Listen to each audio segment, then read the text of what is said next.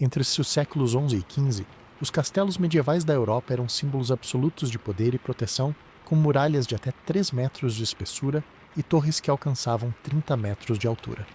Mas a realidade dentro dessas fortalezas era brutal. Mesmo com lareiras acesas, a temperatura interna raramente passava dos 5 graus Celsius durante o inverno. Nobres dormiam em camas cercadas por cortinas pesadas para reter calor corporal, enquanto servos morriam de hipotermia nos corredores de pedra. A taxa de mortalidade por frio dentro dos castelos chegava a 15% nos invernos mais rigorosos. Prepare-se para dormir enquanto escuta este vídeo. Se inscreva no canal, deixe seu like e comente de que parte do mundo você está assistindo, se acomode e relaxe. Vamos começar.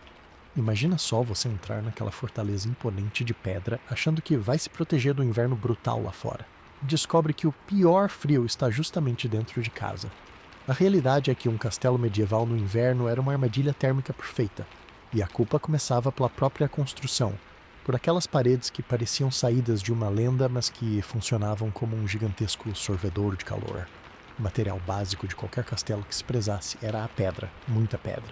E não era qualquer pedrinha decorativa, eram blocos maciços de granito ou calcária, extraídos com um esforço desumano e empilhados em paredes que podiam ter facilmente 2 ou 3 metros de espessura. Essa espessura toda é ótima para aguentar o tranco de um ariete ou o impacto de uma pedra de catapulta, mas termodinamicamente era um desastre. A pedra tem uma propriedade chamada alta capacidade térmica, que em termos leigos significa que ela demora muito para esquentar, e uma vez fria, demora uma eternidade para perder esse frio.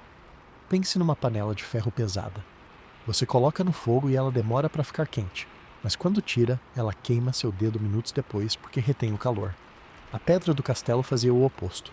Ela absorvia o frio do ar exterior durante o longo inverno e guardava essa geladeira consigo por meses a fio. Durante o dia, com um sol fraco de inverno, a superfície externa talvez esquentasse um pouquinho, mas esse calor nunca penetrava nem de longe os metros de espessura para chegar ao interior. À noite, quando a temperatura despencava ainda mais, a parede estava lá, pronta para irradiar frio para dentro dos cômodos, como se fosse uma gigantesca placa de gelo construída.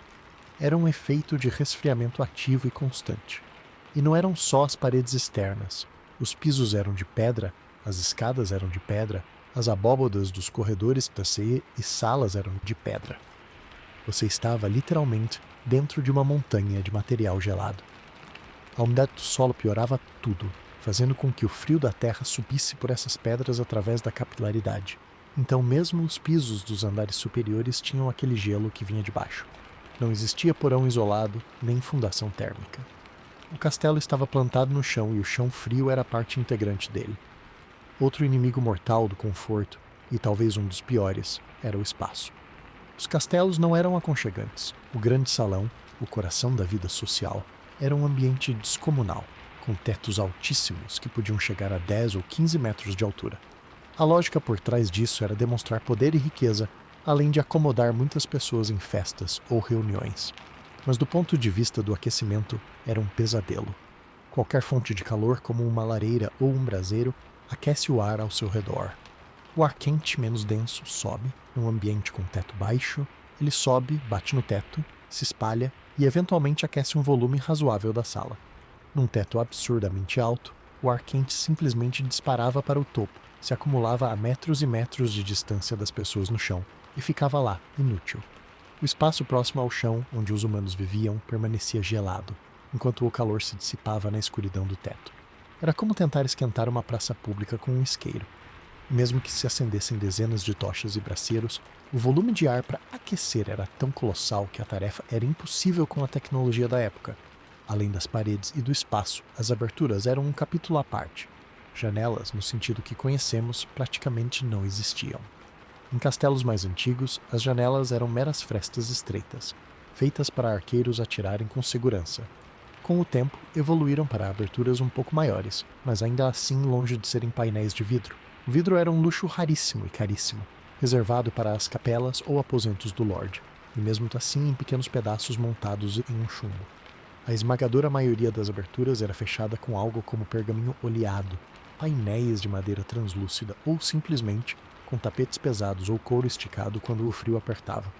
Essas soluções deixavam passar uma luz péssima e, pior, eram completamente ineficientes em barrar o vento. O vento silvava pelas frestas, criando correntes de ar gelado que cortavam como facas pelos cômodos. A sensação de corrente de ar constante era parte da vida, e quando chovia ou nevava, a umidade entrava por essas aberturas, molhando o chão de pedra e aumentando ainda mais a sensação de frio úmido. A arquitetura defensiva também sabotava o calor de outras formas. Os corredores eram longos, estreitos e tortuosos, projetados para dificultar o avanço de invasores. Esses corredores funcionavam como túneis de vento, canalizando as rajadas geladas de um pátio interno para as áreas de habitação. As torres, símbolos máximos do poder do castelo, eram as piores. Expostas aos quatro ventos com várias aberturas para observação, eram verdadeiros freezers naturais. Um guarda de sentinela no topo de uma torre no inverno estava em uma luta pela vida contra os elementos, não apenas contra inimigos. As portas eram enormes e pesadas, feitas de madeira grossa e reforçada com ferro. Elas vedavam Maui. Quando abertas, permitiam a entrada de uma massa de ar gelado que levava horas para ser, teoricamente, compensada pelo calor interno que praticamente não existia. A localização do castelo também contribuía. Eram construídos em pontos altos, colinas ou penhascos, para ter vantagem visual e defensiva. Isso os tornava ainda mais expostos aos ventos fortes e sem nenhuma barreira natural que os protegesse. Em resumo, cada decisão arquitetônica, tomada com um único propósito militar, conspirava contra o bem-estar térmico. A massa térmica gigantesca das paredes, o volume de ar imenso dos salões, as aberturas ineptas e a exposição total aos elementos criavam um ambiente onde a temperatura interna muitas vezes era apenas 1 ou 2 graus mais alta que a externa. Em uma noite de inverno rigoroso com temperaturas negativas lá fora, dentro do castelo podia facilmente estar a 0 grau ou pouco mais. A geada se formava nas paredes internas. A água em jarros e bacias congelava. O hálito das pessoas formava nuvens de vapor dentro dos próprios aposentos. A arquitetura, que deveria significar proteção e abrigo, na verdade amplificava e prolongava o sofrimento do frio. Ela criava um microclima próprio, um eco gelado do inverno exterior que persistia até mesmo em dias mais amenos. As pedras, silenciosas e imóveis, eram o maior inimigo invisível. Elas não precisavam atacar. Bastava existirem, imensas e impassíveis, sugando qualquer tentativa de calor e devolvendo apenas o frio constante da terra e da estação. Viver ali era uma batalha diária contra o próprio lar, onde a segurança das muralhas era trocada por uma condenação a meses de um frio que penetrava nos ossos e não dava tréguas. A beleza austera e a força impressionante das construções que admiramos hoje em dia escondem essa realidade brutal. Na era medieval, aquelas pedras significavam, para quem tinha que habitá-las no inverno, um sofrimento tão certo e intenso quanto qualquer cerco militar. E diante daquele cenário de pedras geladas, a esperança de qualquer alma se voltava quase que automaticamente para o único elemento que prometia alívio e sobrevivência: o fogo, a lareira, aquele ícone romântico dos filmes de época, com suas chamas dançantes e seus troncos crepitantes, deveria ser a heroína da história. A verdade, porém, é que ela era uma das maiores decepções do cotidiano medieval no inverno. Uma ilusão perigosa que dava uma sensação falsa de segurança enquanto falhava redondamente em sua missão principal, que era aquecer as pessoas. O problema começava na sua concepção básica. As primeiras lareiras, nas casas mais humildes, eram pouco mais que uma fogueira no centro da sala, com um buraco no teto para sair a fumaça. Nos castelos, elas evoluíram para estruturas de pedra encostadas na parede, mas a engenharia por trás delas era ainda primitiva. A chaminé, a parte crucial que deveria criar um tiração eficiente para levar a fumaça para fora e ao mesmo tempo puxar o ar para alimentar o fogo, era muitas vezes apenas um canal largo e reto que subia pela parede.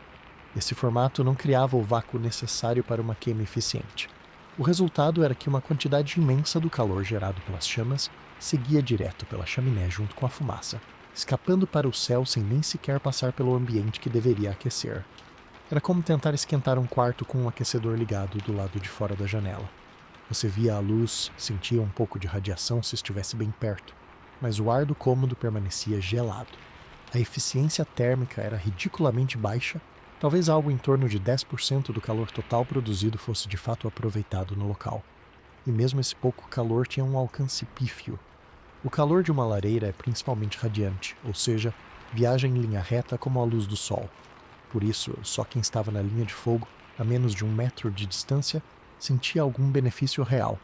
A partir dessa distância, a sensação de calor despencava. Se você se afastasse 3 ou 4 passos, já estava de volta ao frio geral da sala. Isso criava cenas quase cômicas de aglomeração. Um grupo de pessoas espremidas numa frente semicircular, com as mãos estendidas para as chamas, enquanto suas costas e pernas, voltadas para a escuridão da sala, congelavam literalmente.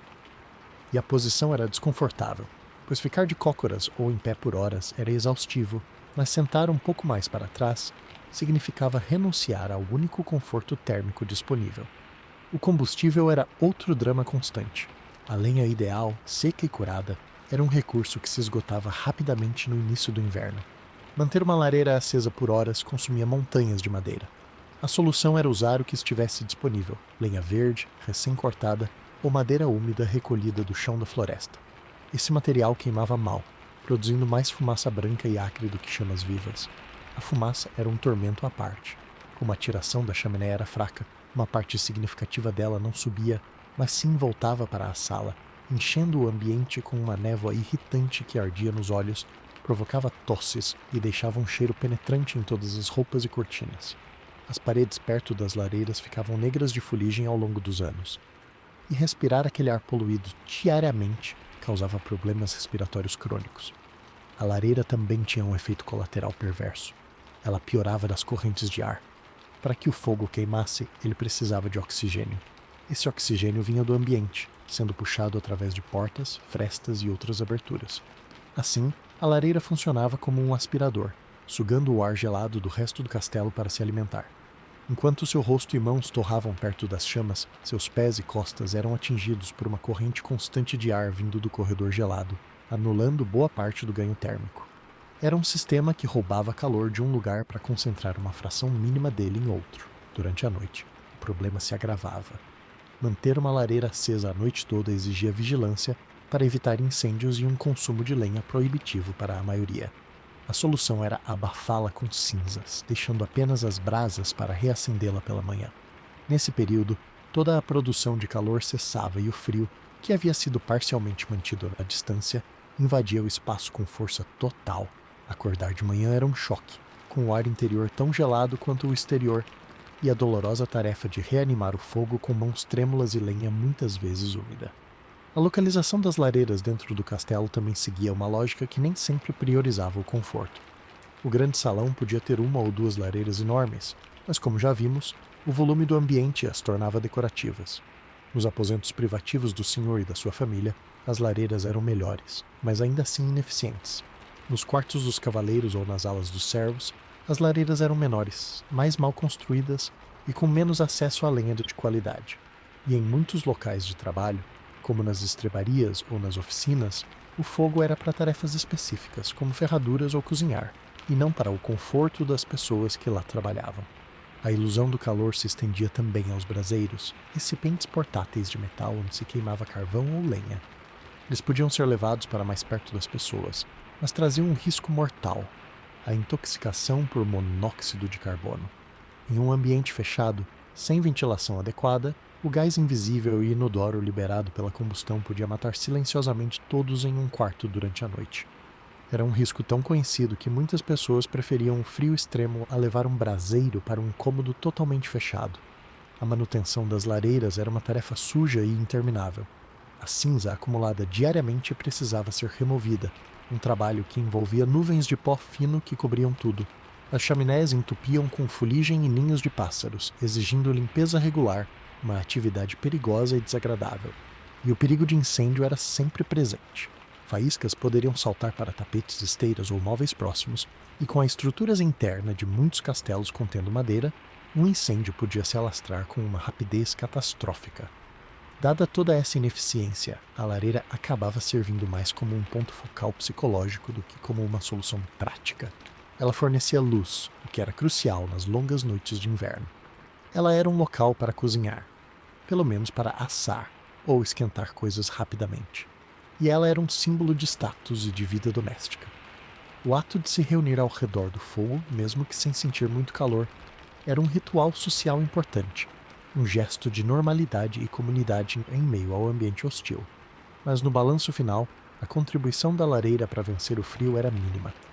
Ela criava uma pequena ilha de calor relativo em um oceano de gelo. Uma ilha para a qual todos se amontoavam, mas que não conseguia alterar a realidade física do castelo. A sensação era de frustração constante. Você podia ver o fogo, podia ouvi-lo crepitar, mas seu corpo continuava a tremer. Seus pés continuavam dormentes de frio e a umidade no ar não se dissipava. A lareira medieval era, portanto, uma metáfora perfeita para a luta contra o inverno na Idade Média. Uma tecnologia familiar que oferecia a promessa de controle sobre os elementos, mas que, diante da escala do desafio, revelava-se profundamente inadequada. Ela amenizava o desespero, mas não mudava o destino de quem estava condenado a passar meses naquela prisão de pedra gelada. A busca por calor era uma atividade central da vida diária, consumindo tempo, recursos e energia física para um retorno medíocre que muitas vezes não passava de um conforto psicológico. E quando a noite caía e as lareiras eram abafadas, a verdadeira face do inverno no castelo se revelava, implacável, demonstrando que todas aquelas chamas e fumaça não haviam sido nada mais que um breve e ineficiente interlúdio em um longo e gélido reality. E assim, enquanto as chamas titubeantes falhavam em aquecer a vastidão de pedra, uma nova e implacável dinâmica entrava em cena. A batalha por um lugar ao fogo. Em um ambiente onde o calor era o recurso mais precioso e mais escasso, sua distribuição não seguia a lógica da necessidade, mas sim o mapa rígido e cruel da hierarquia feudal. A experiência de passar uma noite de inverno em um castelo era, antes de tudo, uma experiência de classe social. Onde você dormia, quão perto você podia chegar de uma chama e quantas camadas separavam você do frio mortal eram definidos pelo seu nascimento e pela sua posição, transformando o conforto térmico em um privilégio brutalmente seletivo. No topo dessa pirâmide congelante estava o senhor do castelo e sua família imediata. Para eles, existia a ilusão mais bem construída de calor. Seus aposentos privativos, muitas vezes localizados na torre de homenagem, tinham as melhores lareiras disponíveis, com chaminés um pouco mais eficientes e um suprimento garantido de lenha seca, guardada em depósitos sob chave. Eles podiam se dar ao luxo de manter o fogo aceso por mais tempo, até durante a noite, com um servo designado para vigiá-lo. Durante os jantares no grande salão, o Lorde e sua família ocupavam a mesa principal, construída estrategicamente perto da lareira maior, ou acima de uma espécie de porão aquecido por brasas em alguns castelos mais avançados, o chamado gloriette. Suas roupas eram forradas com as melhores peles, como arminho, raposa ou lontra, e seus lepos tinham cortinas pesadas de veludo e colchões recheados com penas de ganso, não palha. No entanto, mesmo todo esse privilégio não os tornava imunes. Seus quartos, embora menos expostos que os dos servos, ainda eram câmaras de pedra úmida. O calor era localizado, um pequeno oásis cercado pelo frio por todos os lados. Quando eles se afastavam da lareira para dormir, o frio os alcançava rapidamente. Crianças pequenas e idosos da nobreza morriam de doenças respiratórias com frequência, provando que o status podia comprar um pouco mais de conforto, mas não uma vitória sobre os elementos. Um degrau abaixo vinham os cavaleiros residentes, os oficiais de confiança e talvez o capelão. Esses homens desfrutavam de um certo respeito, mas seu acesso ao calor era significativamente mais restrito. Eles dormiam em quartos coletivos, como a sala dos cavaleiros, que podia ter uma lareira média. A lenha para essa lareira era racionada, e o fogo era apagado à noite para conservar recursos. Muitas vezes, vários homens dividiam o espaço, aglomerando-se em camas compartilhadas ou em esteiras no chão próximo ao fogo moribundo. Suas mantas eram de lã grossa e suas capas podiam ter pele de coelho ou de carneiro, bem inferiores às dos senhores. A honra de portar a armadura também se tornava uma maldição no inverno. O metal, guardado na sala, ficava gelado como o gelo, e vesti-la pela manhã era um tormento que podia queimar a pele. Para os soldados profissionais e os homens de armas, a situação era mais precária. Seus alojamentos ficavam muitas vezes nos pátios internos, em construções de madeira e pedra com pouquíssimo isolamento, ou em salas grandes nos andares inferiores das torres. O calor dependia de braseiros comuns e da aglomeração corporal. A disciplina militar ditava turnos de guarda nas muralhas e torres, a pior tarefa possível. Por 2, 3 ou 4 horas, um homem ficava completamente exposto ao vento cortante, imóvel em uma passarela de pedra com apenas sua capa de lã e, com sorte, um colete acolchoado por baixo. A insensibilidade nos dedos das mãos e dos pés era comum, e casos de congelamento com dedos, orelhas ou narizes perdidos eram parte dos riscos da profissão. A rotação era essencial para a sobrevivência, e a volta para a sala da guarda, onde podia haver um braseiro e uma caneca de cerveja quente com especiarias, era o momento mais aguardado do dia. No nível mais baixo da vida dentro do castelo estavam os servos, a massa de trabalhadores que mantinha tudo funcionando.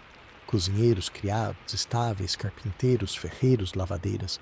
Para eles, o conceito de conforto térmico era uma piada cruel. A maioria não tinha um quarto. Eles dormiam onde trabalhavam, nos locais onde alguma fonte de calor residual podia existir. Os cozinheiros e ajudantes dormiam no chão da própria cozinha, aproveitando o calor residual dos fornos e fogões de pedra após as refeições serem preparadas. Estábulos, embora fedorentos, eram relativamente mais quentes devido ao calor corporal dos cavalos e outros animais, então os estáveis e alguns ajudantes se aninhavam no feno, perto dos animais. Outros se amontoavam em corredores de serviço, enfiados em nichos ou debaixo de escadas, enrolados em mantas surradas e trapos que mal os protegiam. Seu acesso ao fogo era estritamente funcional. O fogo da cozinha era para cozinhar, o da forja para ferver metal, o da lavanderia para aquecer água. Eles podiam se aquecer incidentalmente enquanto trabalhavam, mas ao final do serviço o calor cessava. Suas roupas eram de tecido grosseiro, remendadas e muitas vezes úmidas do suor do trabalho ou da umidade ambiente. Secá-las era um desafio quase impossível. Para as mulheres servas, a situação podia ser ainda pior, com tarefas que envolviam água gelada para lavar louça ou roupas.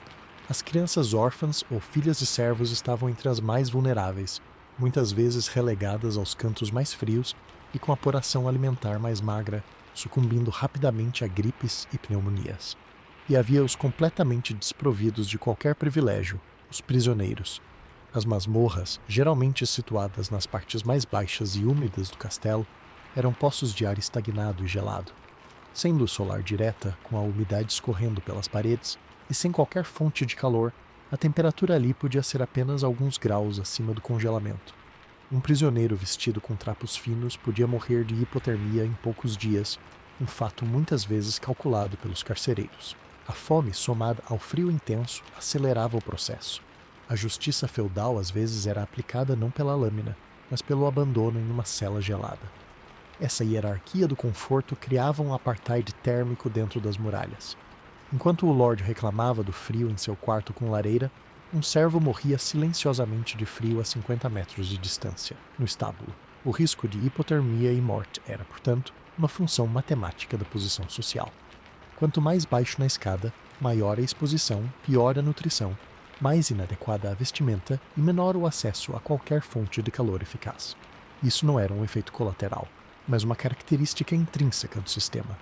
O castelo, como microcosmo da sociedade feudal, reproduzia em sua arquitetura de frio as mesmas desigualdades brutais que regiam a vida lá fora. O conforto, ou a luta contra sua ausência, era um trabalho diário e exaustivo para a maioria. Cada noite era uma negociação entre o cansaço do corpo e a necessidade de se agarrar a qualquer fagulha de calor. Brigas por um pedaço de chão mais perto do braseiro eram comuns entre os servos. Roubar lenha de uma pilha reservada podia resultar em punições severas. A dinâmica social era constantemente tensionada pela luta pela sobrevivência térmica. O senhor, por sua vez, dependia dessa hierarquia para seu próprio conforto relativo. A lenha não se cortava sozinha, o fogo não se mantinha sozinho, as peles não eram preparadas magicamente. O trabalho dos mais expostos ao frio era o que garantia o mínimo de calor para os que estavam no topo. Era um sistema circular e perverso.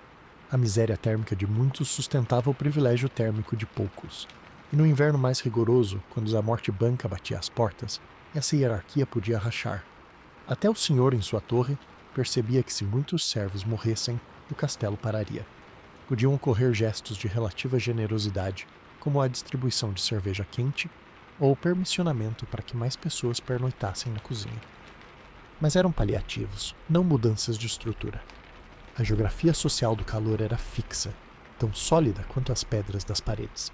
E assim, passar uma noite no castelo era uma experiência radicalmente diferente dependendo do seu cartão de visita. Para uns, uma noite de desconforto moderado, de calafrios controláveis ao se afastar do fogo. Para outros, uma batalha de vida ou morte contra um inimigo invisível que penetrava nos ossos, uma batalha travada com as armas mais inadequadas, com a derrota sendo uma possibilidade real a cada amanhecer. O frio, portanto, não era um grande equalizador, como às vezes se imagina. Era, na verdade, o mais eficiente dos amplificadores sociais, expondo e exacerbando cada linha divisória entre os que tinham e os que não tinham, entre os protegidos e os abandonados, dentro daquelas muralhas que deveriam proteger a todos igualmente. E quando a última labareda da lareira era abafada e a hierarquia do dia dava lugar à escuridão igualitária da noite, restava um único refúgio, um último reduto onde a luta pela sobrevivência térmica continuava com uma intensidade ainda mais íntima e desesperada: a cama. No castelo medieval invernal, a cama não era um simples móvel para descanso. Era uma fortaleza pessoal, uma cápsula de sobrevivência e, muitas vezes, um local de perigo e desconforto profundo. O elemento mais icônico associado a ela, o dossel com pesadas cortinas, não era um adereço decorativo por capricho, mas uma peça de engenharia térmica absolutamente essencial. Imagine uma estrutura de madeira robusta, encostada na parede mais longe das correntes de ar diretas, sobre a qual se estendiam panos grossos, normalmente de veludo, lã bem tecida ou até mesmo couro curtido. Essas cortinas eram a barreira final contra o ambiente hostil. Durante a noite, elas eram fechadas completamente, criando um espaço fechado de talvez 2 metros cúbicos em torno dos corpos dos ocupantes. Esse microclima era a única esperança de reter um pouco do calor corporal que, de outra forma, se dissiparia instantaneamente no quarto gelado. A eficácia era relativa, mas significativa. Dentro da cortina, a temperatura podia ficar alguns graus acima da do ambiente, e o ar parado, embora rapidamente ficando viciado, não era varrido pelo vento frio. Era dentro desse cubículo têxtil que a vida se concentrava por longas horas de escuridão. No entanto, o que havia dentro dessa cápsula deixava muito a desejar. O colchão, se podemos chamar assim, era na verdade um grande saco de tecido forte, o thick, preenchido com o material que a posição social permitia. Para a vasta maioria das pessoas, desde servos até cavaleiros de poucas posses, o enchimento era palha seca. A palha tinha a vantagem de ser barata e relativamente abundante, mas era um isolante medíocre. Com o uso, ela se esfarelava, perdendo volume e, consequentemente, sua capacidade de criar uma camada de ar quente entre o corpo e o frio que vinha de baixo. Pior ainda, a palha absorvia com avidez a umidade do ambiente e a transpiração dos corpos, tornando-se pesada, mofada e fria. Era comum virar o colchão e bater a palha periodicamente para quebrar os torrões e restaurar um pouco da maciez. Mas com o tempo, ela precisava ser trocada completamente. Um trabalho nada agradável. Para a nobreza, os colchões eram preenchidos com materiais superiores, com penas de ganso ou de outro pássaro. Estes, sim, ofereciam um isolamento térmico muito melhor, mantendo o calor corporal de forma mais eficiente por serem mais densos e reterem mais ar. Mas até estes tinham seus problemas. Com o tempo, as penas se compactavam, perdiam sua elasticidade e também acumulavam umidade. Além disso, eram um habitat perfeito para ácaros e outros pequenos parasitas. O cheiro dentro das cortinas fechadas, portanto, não era agradável. Uma mistura de corpo humano não lavado, umidade mofada, penas velhas ou palha apodrecida e o ranço das próprias cortinas de lã ou veludo, que raramente eram lavadas. A roupa de cama consistia em lençóis de linho, que podiam ser ásperos, e cobertores de lã. Os mais afortunados tinham pelicas, cobertores feitos de peles de animais costuradas, que eram os itens mais quentes disponíveis. A própria cama era elevada do chão de pedra, muitas vezes com tábuas ou um estrado de ripas, para tentar evitar o frio radiativo que subia do piso. Mesmo assim, o colchão de palha diretamente sobre a madeira não era uma barreira eficaz, e o frio do chão encontrava seu caminho. Uma prática comum, tanto entre ricos quanto pobres, era o uso de aquecimento ativo dentro desta cápsula. Blocos de pedra ou bolsas de metal eram esquentados nas brasas da lareira até ficarem bem quentes, envoltos em panos grossos para não queimar a pele, e colocados aos pés da cama, ou mesmo movidos pelo colchão para esquentá-lo antes de deitar. Essas botijas medievais eram uma faca de 2 gumes. Seu calor era intenso, mas de curtíssima duração, talvez 1 ou 2 horas no máximo. No meio da noite, a pedra já estava fria novamente, muitas vezes gelada, roubando o pouco calor que restava. E o risco de incêndio era real. Um pano que se desenrolasse ou uma pedra muito quente em contato com palha seca, ou apenas podia começar um fogo silencioso e catastrófico dentro da cortina fechada. Outra estratégia de sobrevivência, quase universal, era a aglomeração. A imagem romântica de uma família nobre dormindo junta numa cama grande tem suas raízes na mais pura necessidade física. Dormir sozinho, mesmo dentro de um dossel, era perigoso. O calor de 2, 3 ou 4 corpos juntos fazia uma diferença enorme para a sobrevivência térmica de todos. Por isso, não era incomum que os pais, várias crianças e até mesmo servos de confiança compartilhassem o mesmo leito. Nos quartéis dos soldados ou nas áreas dos servos, a aglomeração era ainda maior, com pessoas se aconchegando em esteiras no chão, cobrindo-se com todos os trapos disponíveis, uma tentativa coletiva de não congelar. O sono, nessas condições, era tudo menos repousante. Era comum acordar várias vezes durante a noite, seja pelo frio, pelo desconforto do colchão, pela tosse de alguém ou pela necessidade fisiológica. Levantar para usar o pênico ou para uma visita à latrina externa era uma provação aterradora, significando sair do microclima abafado da cama e enfrentar o choque do ar gelado do quarto. Muitos preferiam simplesmente suportar o desconforto até o amanhecer. A respiração dentro das cortinas fechadas criava outro problema: a condensação. O vapor de água exalado pelos pulmões se condensava nas superfícies frias, ou seja, nas cortinas internas que estavam em contato com o ar gelado do quarto. Isso deixava o tecido úmido por dentro, e essa umidade, por sua vez, tornava o frio mais penetrante e podia pingar sobre os ocupantes. O ar dentro da cama-cápsula ficava rapidamente viciado, pesado, cheio de dióxido de carbono e dos odores já mencionados, contribuindo para dores de cabeça e um mal-estar geral ao acordar. Para os menos afortunados que não tinham um dossel, a situação era dramática. Dormir em bancos, mesas ou diretamente no chão de pedra com apenas uma manta fina era uma sentença de hipotermia acelerada. Muitos servos, como já vimos, dormiam nos estábulos, aproveitando o calor dos animais. Mesmo lá, o chão era de terra batida ou pedra, e o feno, embora melhor que nada, era um isolante irregular e cheio de insetos. A cama medieval, portanto, era um paradoxo. Era, ao mesmo tempo, o local de maior segurança térmica e um ambiente insalubre e desconfortável. Ela representava o ápice do esforço doméstico para combater o frio, utilizando todos os materiais e conhecimentos disponíveis: tecidos pesados para isolar, pedras aquecidas, aglomeração corporal. No entanto, esses esforços apenas mitigavam marginalmente a hostilidade do ambiente. O ato de dormir era menos um descanso e mais uma fase vulnerável da luta diária pela sobrevivência, onde o corpo, imóvel e em repouso, estava mais suscetível à perda de calor. Acordar com os músculos rígidos de tanto se encolher para conservar calor, com o nariz gelado e os pés dormentes, era a norma. A cama, com seu dossel imponente, era um símbolo de status, sim, mas também um testemunho silencioso do desespero humano diante da fúria do inverno, um pequeno forte sitiado onde, a cada noite, se travava uma batalha silenciosa e exaustiva pela simples manutenção da temperatura vital. E depois da luta noturna dentro da cápsula úmida das cortinas, o novo dia não trazia alívio, apenas uma nova fase do mesmo combate. Levantar significava abandonar aquele microclima precário e se vestir para enfrentar o frio que impregnavam todas as pedras do castelo. As roupas, nesse contexto, eram muito mais que uma questão de moda ou status.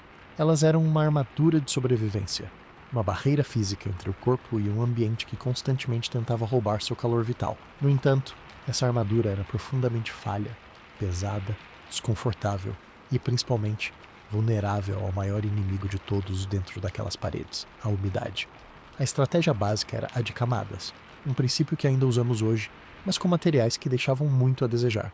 A primeira camada, em contato direto com a pele, era normalmente uma túnica de linho. O linho era um tecido resistente e relativamente suave, mas tinha uma propriedade terrível para o inverno. Ele absorvia a umidade com facilidade, seja do suor, seja do ambiente, e uma vez molhado, grudava no corpo, resfriando-o rapidamente. Não existia o conceito de tecido técnico que afasta a umidade. Assim, mesmo com várias camadas por cima, a sensação de uma roupa íntima constantemente úmida era uma realidade para todos. Sobre o linho vinham as camadas de lã. A lã era o isolante térmico por excelência da época, e sua qualidade variava brutalmente. A nobreza usava lãs finamente cardadas e tecidas, como o chamado estanho ou sarja, que eram mais macias e retinham mais ar quente. Já a lã dos servos e soldados era grosseira, pesada, muitas vezes mal lavada e cheia de óleos naturais da lã, o que dava um cheiro forte e reduzia a eficiência. A grande virtude da lã é que, mesmo quando molhada, ela ainda retém um pouco de calor. Mas no ambiente crônico de umidade do castelo, as roupas de lã raramente estavam verdadeiramente secas. Elas absorviam a umidade do ar, tornando-se pesadas e frias. perdendo muito de seu poder isolante.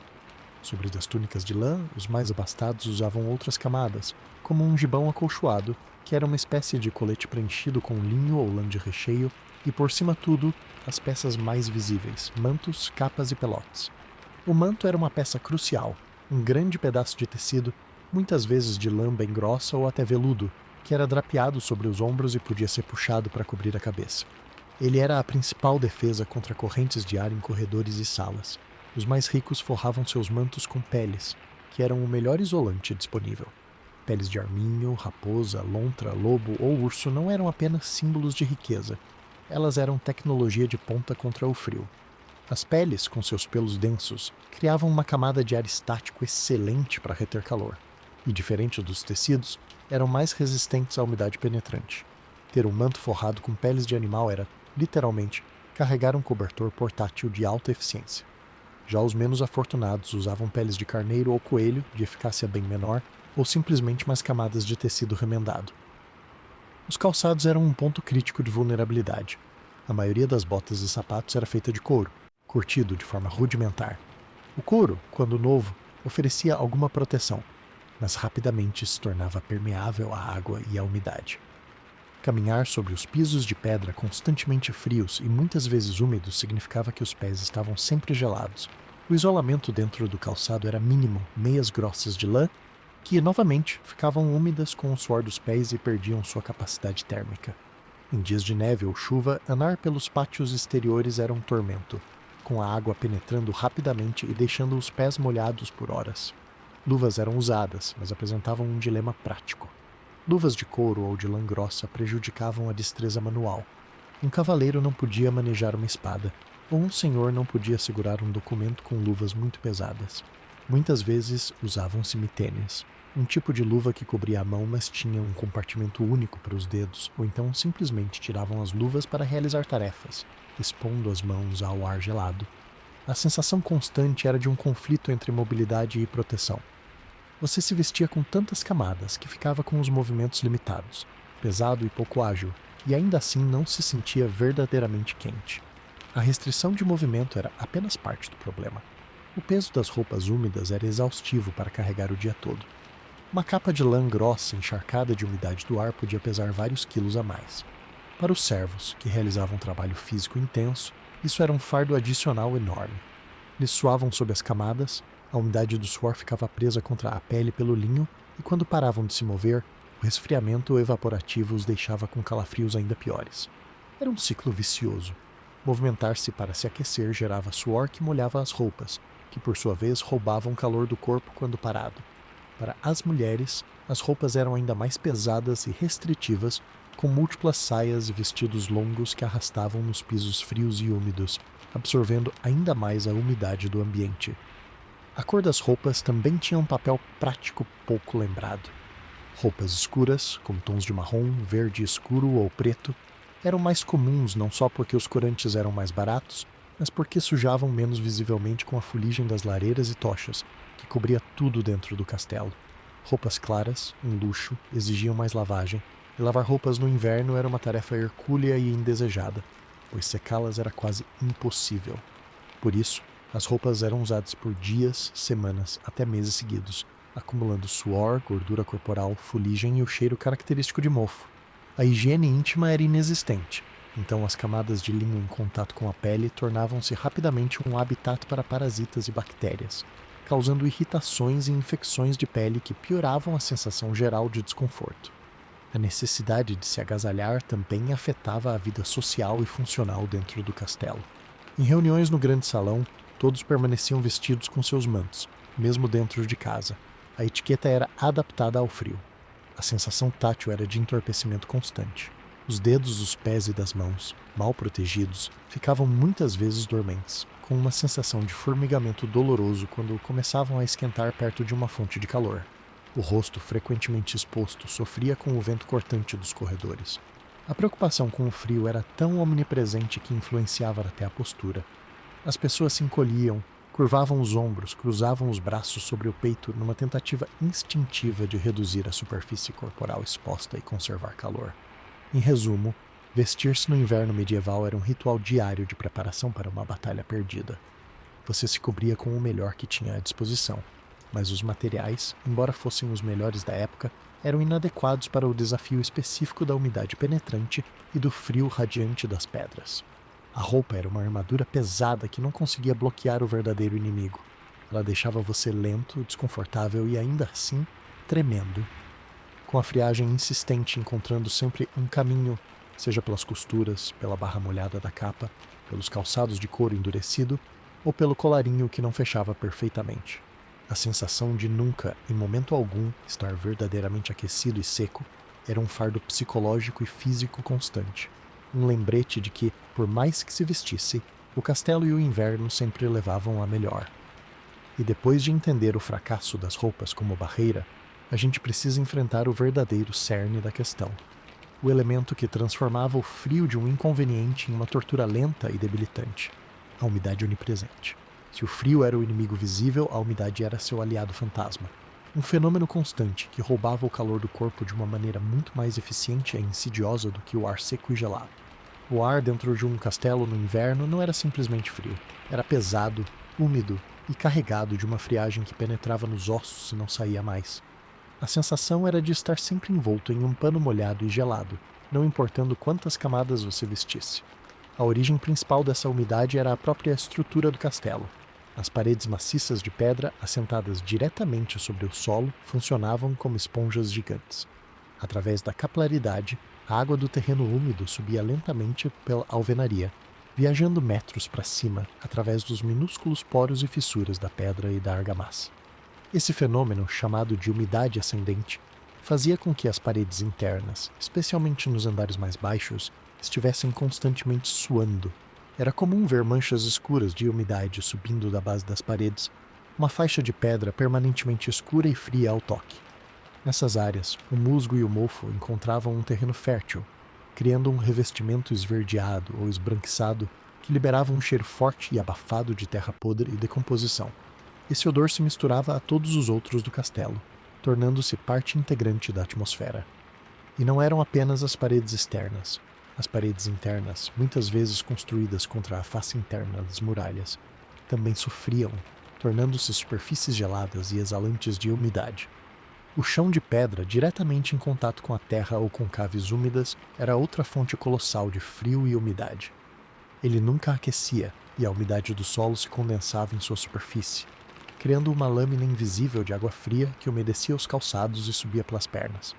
Em dias muito frios, essa umidade podia até formar uma geada fina no interior de alguns cômodos, especialmente perto das portas e em cantos sem circulação de ar. Outra fonte gigantesca de vapor d'água era a própria vida dentro do castelo. Centenas de pessoas respirando dia e noite em salas mal ventiladas liberavam uma quantidade imensa de umidade no ar. Some-se a isso o vapor das cozinhas, onde grandes caldeirões ferviam constantemente para alimentar a todos, e o das lavanderias ocasionais. Esse vapor, ao encontrar as superfícies geladas das paredes e janelas, condensava-se imediatamente. As janelas, de pergaminho ou madeira translúcida, ficavam embaçadas e pingavam. Gotas de água escorriam pelas paredes de pedra, acumulando-se em poças no chão ou sendo absorvidas por tapetes e esteiras, que ficavam permanentemente úmidos. A falta de ventilação adequada, essencial para manter as defesas contra um possível cerco, era um desastre para o controle da umidade interior. O ar ficava estagnado, carregado de vapor, e esse ambiente era o cenário perfeito para a proliferação de fungos e bactérias. As consequências para o dia a dia eram brutais. Imagine vestir uma túnica de lã que, mesmo guardada em um baú, nunca ficava completamente seca porque o ar ao seu redor tinha uma umidade relativa altíssima. Você a colocava e, em minutos, o tecido absorvia a umidade do seu corpo e do ambiente, tornando-se pesada e fria, anulando seu poder isolante. Os colchões de palha ou penas eram esponjas de umidade, absorvendo o vapor do ar e a transpiração noturna, tornando-se cada vez mais compactos, frios e propensos ao mofo. Dormir em um colchão úmido era como deitar-se em um bloco frio que roubava calor continuamente. As roupas de cama, os tapetes nas paredes e no chão, as próprias cortinas do dossel, tudo cheirava a mofo e sentia-se frio e ligeiramente pegajoso ao toque. A sensação térmica proporcionada por essa umidade constante era o que realmente quebrava os corpos. A água é um condutor de calor muito melhor que o ar. Quando o tecido das suas roupas está úmido, o calor do seu corpo é transferido para essa água, e dissipado no ambiente muito mais rapidamente. Um ambiente a 5 graus Celsius com ar seco é frio, mas suportável com boas roupas. O mesmo ambiente com ar saturado de umidade parece muito mais gelado, porque a perda de calor do seu corpo é acelerada exponencialmente. É a diferença entre sentir frio e sentir um frio que dói, que faz os ossos doerem e os músculos se contraírem involuntariamente de forma quase permanente. Esse frio úmido era responsável por uma infinidade de problemas de saúde. As doenças respiratórias eram a principal causa de morte no inverno e a umidade era a sua grande cúmplice. A constante inalação de ar frio e úmido irritava as vias respiratórias, deixando-as vulneráveis. O mofo libertava esporos no ar, agravando problemas pulmonares. Pneumonias, bronquites e tosses crônicas eram endêmicas. As pessoas tossiam e espirravam constantemente, e o som dessa tosse úmida ecoava pelos corredores de pedra, um sombrio lembrete da fragilidade da vida naquele ambiente.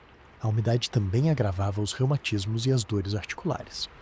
Pessoas mais velhas ou feridas em batalha sofriam horrores com dores nos ossos e juntas, atribuídas aos húmores do corpo, mas intensificadas pelo frio úmido penetrante. Além das doenças, a umidade perpétua promovia um estado geral de desconforto e debilitação. Feridas cicatrizavam mais lentamente. Infecções de pele eram comuns. A energia das pessoas era drenada pela luta constante do corpo para se manter aquecido em condições tão adversas. O moral, já baixo pela escuridão e pelo confinamento, caía ainda mais diante da impossibilidade de se estar seco e minimamente confortável, nem que fosse por uma hora. Era uma guerra de desgaste contra um inimigo invisível e omnipresente. Você não podia fugir da umidade. Ela estava no ar que respirava, na cama onde dormia, nas roupas que vestia, na parede contra a qual se encostava. Todas as tentativas de criar calor eram sabotadas por essa umidade. Um braseiro aquecia o ar, mas esse ar quente carregava ainda mais vapor que, ao se deslocar, condensava em outra superfície fria. Secar roupas perto do fogo era um processo demorado e ineficiente, pois a peça ficava quente de um lado e úmida do outro, e assim que saía da frente da lareira, o tecido absorvia rapidamente a umidade do ambiente novamente. A luta era tão inglória que moldava os hábitos. As pessoas se acostumavam a viver com a sensação de pele fria e roupa pesada. O ato de se aconchegar perto do fogo não era só pelo calor radiante, mas também pela esperança, quase sempre frustrada, de secar um pouco as roupas e a pele. Em resumo, a umidade era o multiplicador de miséria. Ela transformava o frio estático das pedras em um frio ativo e agressivo. Ela garantia que nenhuma medida paliativa fosse verdadeiramente eficaz. Ela era a responsável por aquele cheiro característico do castelo no inverno, uma mistura inconfundível de pedra molhada, lã mofada, fumaça e corpos não lavados. E mais do que qualquer outro fator, era ela que garantia que sobreviver a um inverno dentro daquelas muralhas fosse uma proeza, uma vitória duramente conquistada contra um ambiente que não apenas gelava, mas que lentamente encharcava e debilitava cada ser vivo em seu interior. A umidade era a verdadeira alma do desconforto, a manifestação física da hostilidade do castelo como lar, uma presença silenciosa e constante que lembrava a todos que, ali dentro, a natureza sempre levava a melhor. E essa umidade assassina, no entanto, não era uma força democrática que se distribuía igualmente por todas as pedras.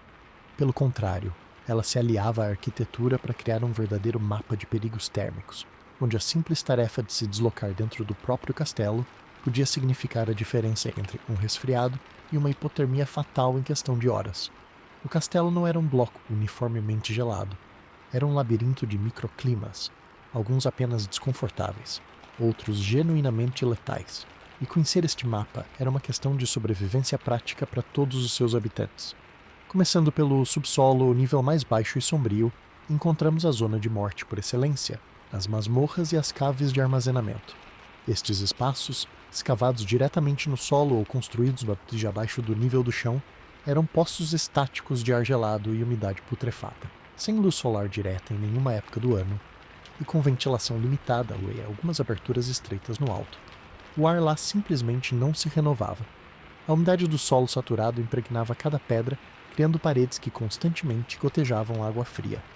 A temperatura nessas profundezas variava pouco, mantendo-se vários graus mais baixa que no exterior durante todo o inverno, um frio úmido e constante que penetrava na medula óssea. Um prisioneiro abandonado em uma masmorra no inverno, vestido com trapos, não morria de fome primeiro, morria de frio em poucos dias. Era uma sentença de execução lenta e cruel, onde o próprio corpo da fortaleza atuava como carrasco. Subindo ao nível do solo, os pátios internos e externos eram campos de batalha contra os elementos a céu aberto. Embora fossem espaços abertos, o perigo aqui era o vento. Os castelos, construídos em pontos altos, eram varridos por correntes de ar que se aceleravam ao passar por portões, entre torres e através de ameias. O vento, combinado com a umidade da neve ou da chuva, criava uma sensação térmica devastadora. Cruzar um pátio para ir dos estábulos à cozinha era uma corrida rápida e dolorosa, com o vento cortando o rosto e entrando por qualquer abertura nas roupas. Mas eram as estruturas verticais, as torres e muralhas, que concentravam o pior dos perigos para quem estava em serviço. As torres, símbolos de poder e vigilância, eram verdadeiras câmaras de congelamento. Suas paredes eram atingidas pelo vento de todos os lados, e suas múltiplas aberturas para arqueiros e observação funcionavam como bicos de vento, canalizando rajadas geladas para dentro. A escada em caracol que levava ao topo era um túnel de vento úmido e escuro. No topo, o posto de sentinela era uma provação extrema. Um guarda, parado por horas, imóvel, era completamente exposto. O vento gelado roubava calor do corpo com uma eficiência brutal. E mesmo com várias camadas, o frio encontrava um caminho. Era comum os homens sofrerem de queimaduras de frio nos dedos das mãos e dos pés, nas orelhas e no nariz. A perda de sensibilidade podia levar à gangrena, e a amputação era um risco real desses postos de dever. As próprias muralhas, com seus caminhos de ronda estreitos e abertos, eram extensões desse tormento, uma faixa de perigo contínua que circundava todo o castelo. Dentro das construções, a geografia do frio era igualmente complexa. Os longos corredores de pedra, que ligavam as diferentes alas, eram mais do que passagens, eram dutos de ar frio. Como não tinham fontes de calor e conectavam áreas com diferentes temperaturas, como um pátio gelado a uma sala ligeiramente menos gelada, criavam correntes de ar constantes. Caminhar por um corredor desses era sentir um rio de ar gelado fluindo sobre você, especialmente perto do chão. As portas pesadas, ao se abrirem e fecharem, funcionavam como pistões, empurrando massas de ar frio de um cômodo para outro. Havia também os chamados cômodos de fora, aposentos construídos contra a face interna da muralha exterior, com uma parede diretamente em contato com o mundo externo. Esses quartos eram notoriamente os mais frios de todas as áreas habitáveis, pois a grande parede exterior de pedra estava em equilíbrio térmico com a geada lá fora. Neles, era inútil tentar manter uma lareira acesa, pois o calor fugia quase instantaneamente pela massa de pedra. A capela ou o pequeno oratório do castelo, muitas vezes com seu teto alto e decoração de pedra, era outro ponto notório de sofrimento. Serviços religiosos podiam durar horas, e durante o inverno a congregação tremia num ambiente que era apenas um pouco melhor que o exterior. O incenso queimando talvez mascarasse o cheiro de mofo, mas não acrescentava calor algum. Ficar ajoelhado no chão de pedra da capela era uma experiência dolorosa. E os hinos saíam da boca dos fiéis como nuvens de vapor num teatro de miséria térmica.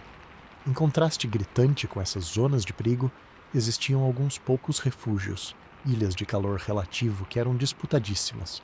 O principal deles era, sem dúvida, a cozinha. Era o único local onde o fogo era mantido aceso por grande parte do dia e às vezes da noite. Os grandes fogões de alvenaria e as lareiras para assar retinham calor por muito tempo após o fim do preparo das refeições. O ambiente era abafado, cheirava a fumaça, a gordura e comida, mas era vários graus mais quente que qualquer outra sala. Por isso, era comum ver servos e até guardas se aglomerando nos cantos da cozinha após o jantar, buscando um último resquício de calor antes de se dirigirem aos seus locais de dormir gélidos. Outro refúgio era a sala da guarda principal, normalmente localizada perto do portão. Este cômodo tinha uma lareira ou um braseiro grande, destinado a aquecer os homens que estavam de plantão ou que acabavam de voltar da ronda nas muralhas. Era um lugar barulhento, cheio de fumaça de tabaco e do suor de homens com botas, mas era calor, e por isso era valorizado. A forja do ferreiro, quando em funcionamento, também era um local procurado, pois a fornalha para aquecer o metal irradiava um calor intenso e seco, uma raridade no castelo. Conhecer essa geografia não era um luxo, era uma necessidade. Um servo mandado levar uma mensagem da cozinha aos aposentos do senhor na torre sabia que faria uma jornada de extremos. Sairia do calor relativo, cruzaria o corredor gelado, subiria a escada da torre ventosa e chegaria a um quarto que, embora melhor que a masmorra, ainda era frio. Ele se vestia e se movimentava de acordo. Os turnos de guarda eram planejados para minimizar o tempo contínuo de exposição nas áreas mais letais.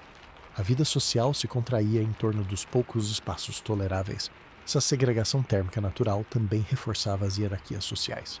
Os locais mais quentes eram controlados pelos mais poderosos ou por aqueles cujo trabalho exigia o fogo.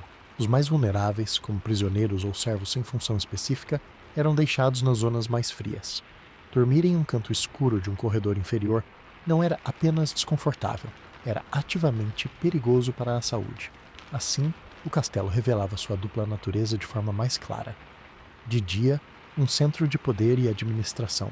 À noite e no inverno, um conjunto de armadilhas ambientais onde o simples ato de existir exigia um conhecimento íntimo de quais pedras poderiam te matar de frio e quais poderiam, talvez, te poupar por mais uma noite. A arquitetura defensiva, ao priorizar a segurança contra invasores, havia criado inadvertidamente um ambiente interno tão hostil que navegá-lo era uma habilidade de sobrevivência tão crucial quanto saber manejar uma espada. O frio tinha seus territórios, seus domínios, e os habitantes do castelo eram forçados a ser peregrinos constantes nessa terra gélida, sempre em busca da próxima fagulha de calor em um mundo feito para rejeitá-lo. E depois de mapear os lugares físicos mais perigosos, é crucial entender que o próprio corpo que habitava esse labirinto gelado estava muitas vezes mal equipado para a batalha. A luta contra o frio não era travada apenas com roupas e fogo, mas também internamente, através da energia gerada pela comida. E aqui reside outro ponto de falha catastrófica. E a alimentação medieval durante os meses de inverno era uma farsa nutricional, deixando o organismo sem o combustível básico necessário para se manter aquecido, muito menos algo saudável. O conceito de dieta balanceada não existia, e no inverno, as limitações sazonais transformavam a já pobre alimentação em uma rotina monótona e deficiente que minava silenciosamente a resistência de todos.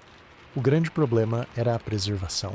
Sem métodos modernos de conservação, a preparação para o inverno começava no outono, com o abate da grande maioria dos animais que não podiam ser alimentados durante os meses frios. A carne, portanto, não era fresca. Ela era salgada, defumada ou curada. Processos que retiravam água e impediam o apodrecimento, mas que também a tornavam extremamente dura, salgada e de difícil digestão. Imagine mastigar dia após dia tiras de carne de vaca ou porco que mais pareciam couro, exigindo horas de molho e cozimento para ficarem minimamente comestíveis. O sabor era dominado pelo sal e pela fumaça, e o valor nutricional estava comprometido. O peixe, para castelos perto de rios ou do mar, seguia o mesmo destino, sendo transformado em peixe seco e salgado, um alimento que saciava, mas oferecia pouco além de proteínas e uma sede imensa. A base da alimentação para a maioria, no entanto, eram os grãos. Ceadá, aveia, centeio e trigo eram armazenados em celeiros e moídos conforme a necessidade para fazer pão. O pão escuro, denso e muitas vezes feito com farinha contaminada por pragas ou areia da mó era o verdadeiro sustentáculo calórico. Porém, no final do inverno, os estoques de grãos podiam estar baixos, levando a racionamentos e a mistura de ingredientes inferiores como cascas ou leguminosas secas para aumentar o volume. A farinha podia umedecer e criar bolores, que eram simplesmente retirados da parte exterior do saco antes do uso. Legumes e frutas frescas eram uma miragem. O que se tinha eram vegetais de raiz que podiam ser armazenados em caves escuras e frias, como nabos, cenouras e cebolas, mas mesmo estes, com o tempo, ficavam murchos, brotados ou apodreciam. Repolho era por vezes preservado em salmoura, uma forma primitiva de chucrute. Frutas, se existissem, eram maçãs ou peras tardias, guardadas com cuidado, ou frutas secas como passas e figos, um luxo reservado à mesa dos senhores. A falta gritante era a de vitamina C obtida de frutas e vegetais frescos. Sem ela, o sistema imunológico se enfraquecia, o colágeno não se formava adequadamente e o escorbuto, com seus sintomas de fadiga, gengivas sangrentas e cicatrização lenta, começava a aparecer, especialmente entre os mais pobres cuja dieta era mais limitada. A deficiência de vitamina D, obtida principalmente do sol, era outra catástrofe silenciosa. Passar meses dentro de salas escuras, com pouca exposição à luz solar fraca do inverno, significava que o corpo não sintetizava este nutriente crucial para a absorção de cálcio e para a saúde óssea e muscular. Isso contribuía para um estado geral de fraqueza e dores, agravando a sensação de letargia e desânimo. A hidratação era outro capítulo problemático. A água dentro do castelo podia ser suspeita, vinda de cisternas que coletavam água da chuva ou de poços que poderiam estar contaminados. No inverno, a água em jarros e barris podia congelar, tornando-a inacessível. A bebida padrão, portanto, era a cerveja. Mas não a cerveja como conhecemos. Era uma bebida fraca, de baixo teor alcoólico, fermentada localmente e consumida por todos, inclusive crianças, por ser mais segura que a água. No inverno, tentava-se servi-la quente, às vezes temperada com especiarias como gengibre ou cravo, numa tentativa de dar uma sensação momentânea de calor interno. O vinho mais caro era para os nobres. O problema é que o álcool, na verdade, é um vilão termorregulador. Ele causa vasodilatação, ou seja, expande os vasos sanguíneos periféricos, levando mais sangue quente para a superfície da pele. Isso dá uma sensação ilusória e momentânea de calor, mas na verdade faz o corpo perder calor muito mais rápido para o ambiente gelado. Após o breve efeito, a pessoa fica mais fria do que antes. Era um ciclo perverso. Bebiam para se aquecer e acabavam mais vulneráveis ao frio, pouco depois, muitas vezes adormecendo em um estado perigoso de hipotermia acelerada. O ato de comer em si era uma experiência fria. A comida, preparada na cozinha, tinha que ser transportada através de corredores gelados até o grande salão. Em questão de minutos, ela esfriava consideravelmente. Os pratos de estanho ou madeira não retinham calor, e a gordura da carne congelava rapidamente, formando uma camada branca e nada apetitosa. Sopas e cozidos, a forma mais prática de cozinhar a carne dura e os vegetais, esfriavam um pouco menos rápido, mas ainda assim não permaneciam quentes por muito tempo. Comer era uma tarefa rápida, funcional, com as pessoas tentando ingerir a comida antes que ela se tornasse gelatina fria. Para os servos, que comiam nas cozinhas ou em seus cantos, a situação era pior, muitas vezes recebendo as sobras já frias. O resultado de toda essa parca nutrição era um corpo cronicamente subalimentado em termos de vitaminas e, muitas vezes, em calorias de fácil conversão. O metabolismo, que é a fornalha interna, ficava lento. Para gerar calor, o corpo precisa queimar calorias. Se a ingestão é baixa e de difícil processamento, como carnes salgadas e pães densos, a energia disponível para a termogênese é limitada. As pessoas estavam, literalmente, com o fogo interno baixo. Um corpo que já luta para se manter quente em um ambiente hostil, sem os nutrientes necessários para reparar tecidos e sustentar o sistema imune, se torna um alvo fácil. A desnutrição enfraquecia as defesas contra infecções respiratórias, que por sua vez debilitavam ainda mais o corpo num círculo vicioso mortal. A fraqueza generalizada também reduzia a capacidade de realizar trabalho físico, o que por sua vez impedia a geração de calor através do movimento. Era uma armadilha nutricional. A fome não era necessariamente aguda, mas crônica e qualitativa. As pessoas podiam ter a barriga cheia de pão e carne salgada, mas seus corpos estavam famintos de vitaminas, minerais e calorias de boa qualidade. Essa debilitação geral significava que, quando o frio mais intenso batia, os mais fracos crianças, idosos, os já doentes não tinham reservas para recorrer.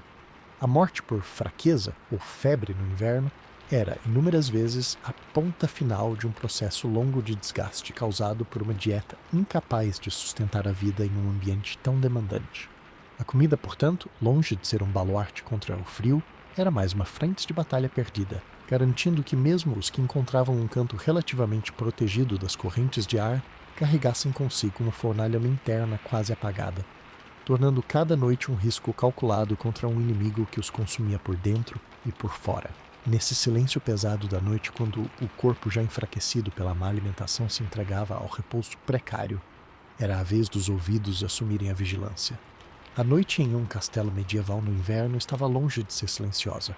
Pelo contrário, ela era preenchida por uma sinfonia de sons ambíguos, alguns familiares, outros profundamente inquietantes, que juntos compunham a trilha sonora da vulnerabilidade humana diante dos elementos.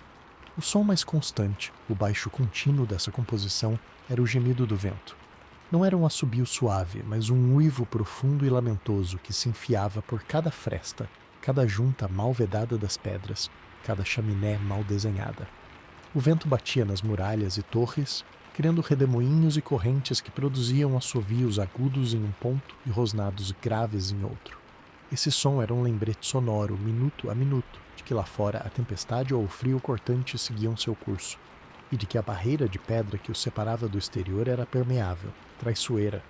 Era um som que entrava na mente, aumentando a sensação de exposição e o desejo instintivo de se encolher ainda mais sob as cobertas.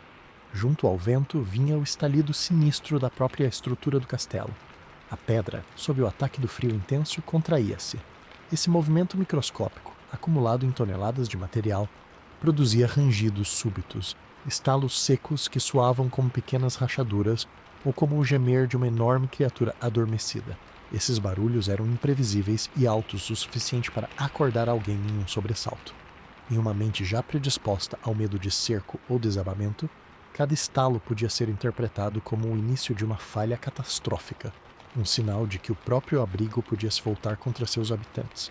Era o som do castelo vivo, reagindo ao frio, e essa vida era ameaçadora. Outro som onipresente era o da água em seu ciclo perpétuo dentro da fortaleza úmida. O gotejar era o som da umidade condensada que escorria pelas paredes e se acumulava em saliências para depois cair, com uma regularidade entediante em poças no chão de pedra ou em recipientes colocados estrategicamente. Ploft, ploft, ploft. Em noites muito frias, esse gotejar podia mudar de tom, tornando-se um tilintar mais metálico, o som da água congelando no ar ou ao atingir uma superfície já gelada, formando pequenos caroços de gelo. Esse som era a prova auditiva de que o frio estava ganhando, de que a umidade não era apenas uma sensação, mas uma presença física e ativa, criando sua própria paisagem sonora de gotas e cristais. Intercalados a esses ruídos ambientais, vinham os sons da própria vida ou do sofrimento humana. A tosse. Num ambiente onde doenças respiratórias eram epidêmicas, a noite era pontuada por acessos de tosse seca ou úmida que ecoavam pelos corredores vazios e pelas salas comunitárias. Uma tosse começava em um canto da sala dos servos e, como se fosse contagiosa, era seguida por outras. O som era profundo, doloroso e seguido por gemidos de desconforto. Para quem ouvia de seu próprio leito, cada crise alheia era um lembrete do próprio risco, um aviso de que a doença estava ali, pairando no ar úmido, à espera de uma brecha na resistência. Junto das tosses, vinham os espirros, os suspiros profundos de quem não conseguia dormir e o choro abafado de uma criança com frio ou dor. Esses sons criavam uma teia de miséria compartilhada, uma comunidade de sofrimento audível que quebrava qualquer ilusão de solidão no escuro. E havia os sons do movimento, dos rituais de sobrevivência que continuavam mesmo nas horas mais profundas. O rangido ritmado e pesado das botas dos guardas em patrulha. Esse som era, paradoxalmente, tranquilizador e perturbador. Tranquilizador porque significava que a vigilância contra inimigos externos continuava, que a ordem ainda se mantinha. Perturbador porque cada passo ecoava nas escadarias e corredores como um martelo batendo no chão gelado, um ruído que invadia os espaços de suposto repouso. Era o som da disciplina militar impondo-se sobre o desejo humano de imobilidade e calor. Às vezes vinha o arrastar de móveis, o baque surdo de uma porta pesada sendo fechada à distância, o tinir de um jarro de metal sendo manuseado por alguém em busca de água que não estivesse congelada. E, claro, os sons dos próprios animais que dividiam o espaço. O bufido inquieto dos cavalos nos estábulos, o arranhar de ratos ou outros pequenos animais nas paredes e tetos de madeira em busca de calor e comida. Esses ruídos menores, próximos, aumentavam a sensação de que a noite estava viva com presenças indesejadas, de que o castelo não pertencia completamente aos humanos. O efeito psicológico coletivo dessa paisagem sonora era profundo. Ela impossibilitava o esquecimento. Durante o dia, as atividades, por mais duras que fossem, podiam distrair a mente do frio constante.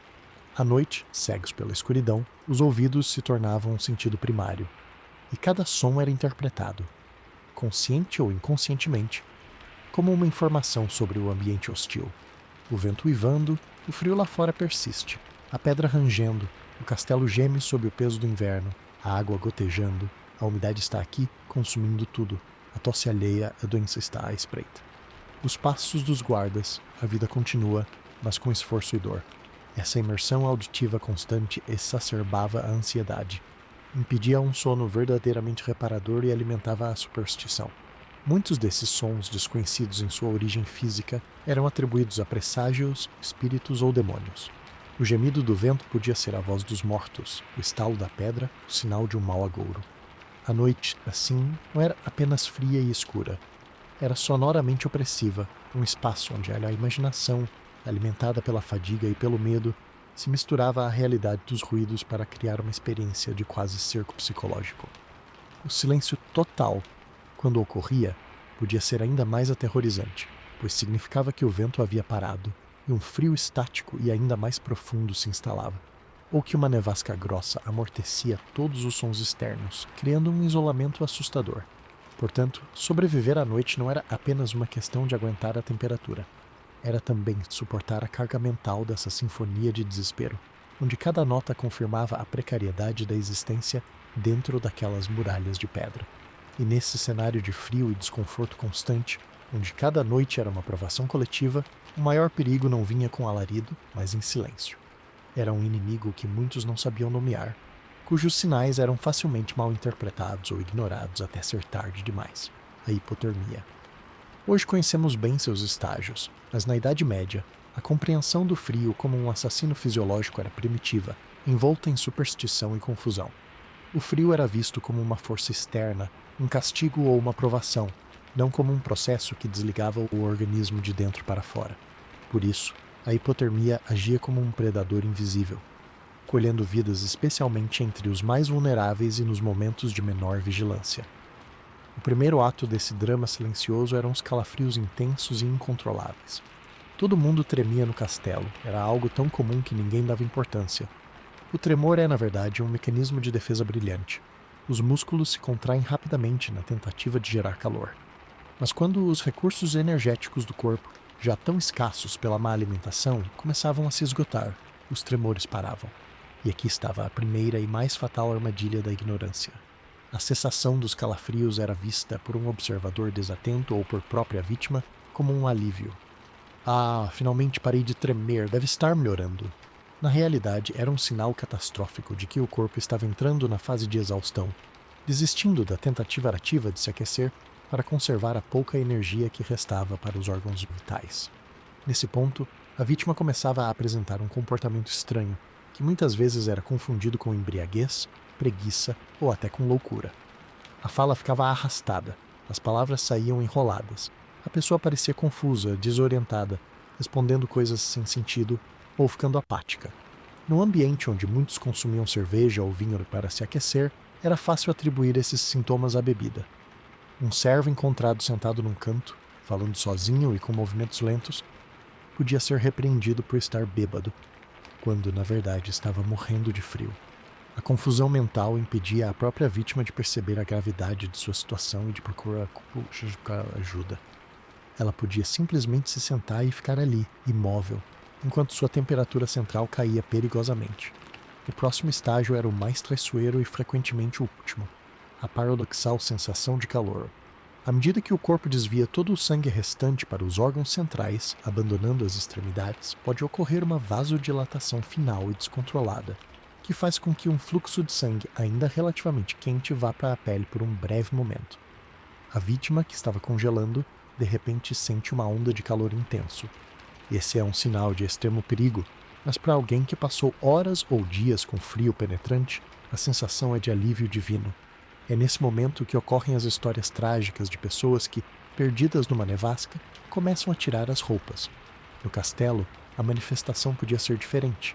A pessoa podia se levantar de seu canto, dizer que estava melhor e que ia para um local mais tranquilo dormir, ou então simplesmente deitar-se e começar a remover algumas camadas de cobertor num ato suicida. Quem visse podia achar que a crise havia passado, quando na verdade era o prelúdio da morte. A busca por um lugar isolado para dormir era outro instinto fatal. O corpo, em estado de hipotermia profunda, entra num estado de hibernação forçada, com uma pulsação e respiração tão lentas que podem ser imperceptíveis. Alguém encontrado adormecido num estábulo afastado, num nicho de escada ou num canto escuro de um corredor podia ser dado como morto ou simplesmente deixado para descansar, quando uma intervenção rápida poderia talvez salvá-lo. Os tratamentos disponíveis eram, na melhor das hipóteses, inúteis e na pior aceleravam o fim. A medicina medieval não entendia a termorregulação. Um tratamento comum para membros gelados era esfregá-los vigorosamente com neve ou água gelada, numa tentativa de reativar a circulação. Isso, obviamente, causava ainda mais perda de calor e danos aos tecidos. Outros acreditavam que dar bebidas alcoólicas era a solução, o que, como já vimos, piorava tudo.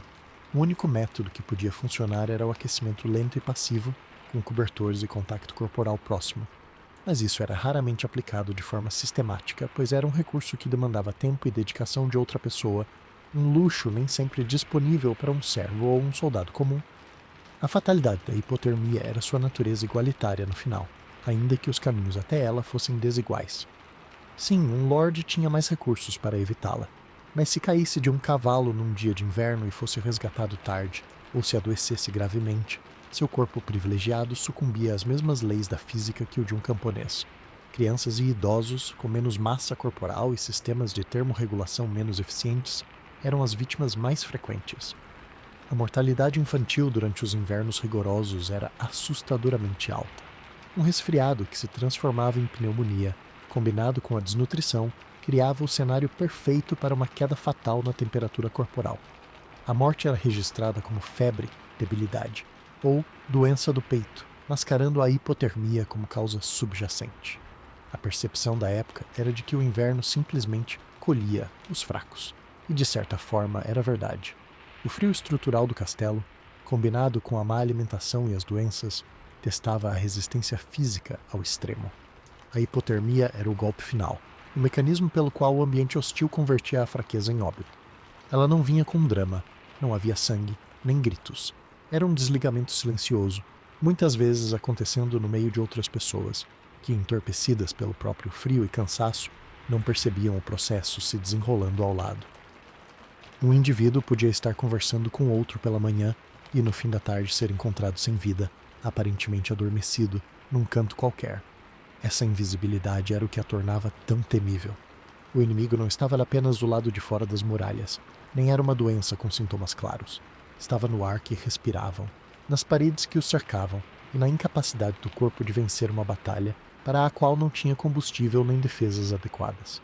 Sobreviver ao inverno, portanto, não era apenas escapar de doenças infecciosas ou de acidentes.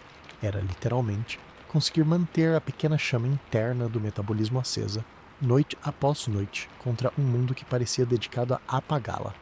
A hipotermia era a prova final de que, no castelo medieval invernal, o maior perigo não era o que você podia ver e combater, mas sim o que se instalava dentro de você de forma tão sorrateira que, quando você percebia, já era tarde para reagir. E se a hipotermia era a ameaça física final, o desgaste psicológico causado pelo confinamento gelado era a tortura de fundo que minava a todos, dia após dia, independentemente da classe social. A experiência de estar preso dentro de um ambiente tão hostil por meses a fio não apenas congelava o corpo, mas também congelava a mente, distorcendo as emoções e desgastando as relações humanas de formas profundas e perigosas. O primeiro fator, e talvez o mais subestimado, era a privação de luz. Os dias de inverno eram curtos, cinzentos e sombrios. Dentro do castelo, a situação era pior. As pequenas aberturas cobertas com pergaminho ou madeira deixavam entrar uma luz pálida e difusa, insuficiente para iluminar plenamente qualquer canto. Grandes áreas dependiam de tochas e velas mesmo durante o dia.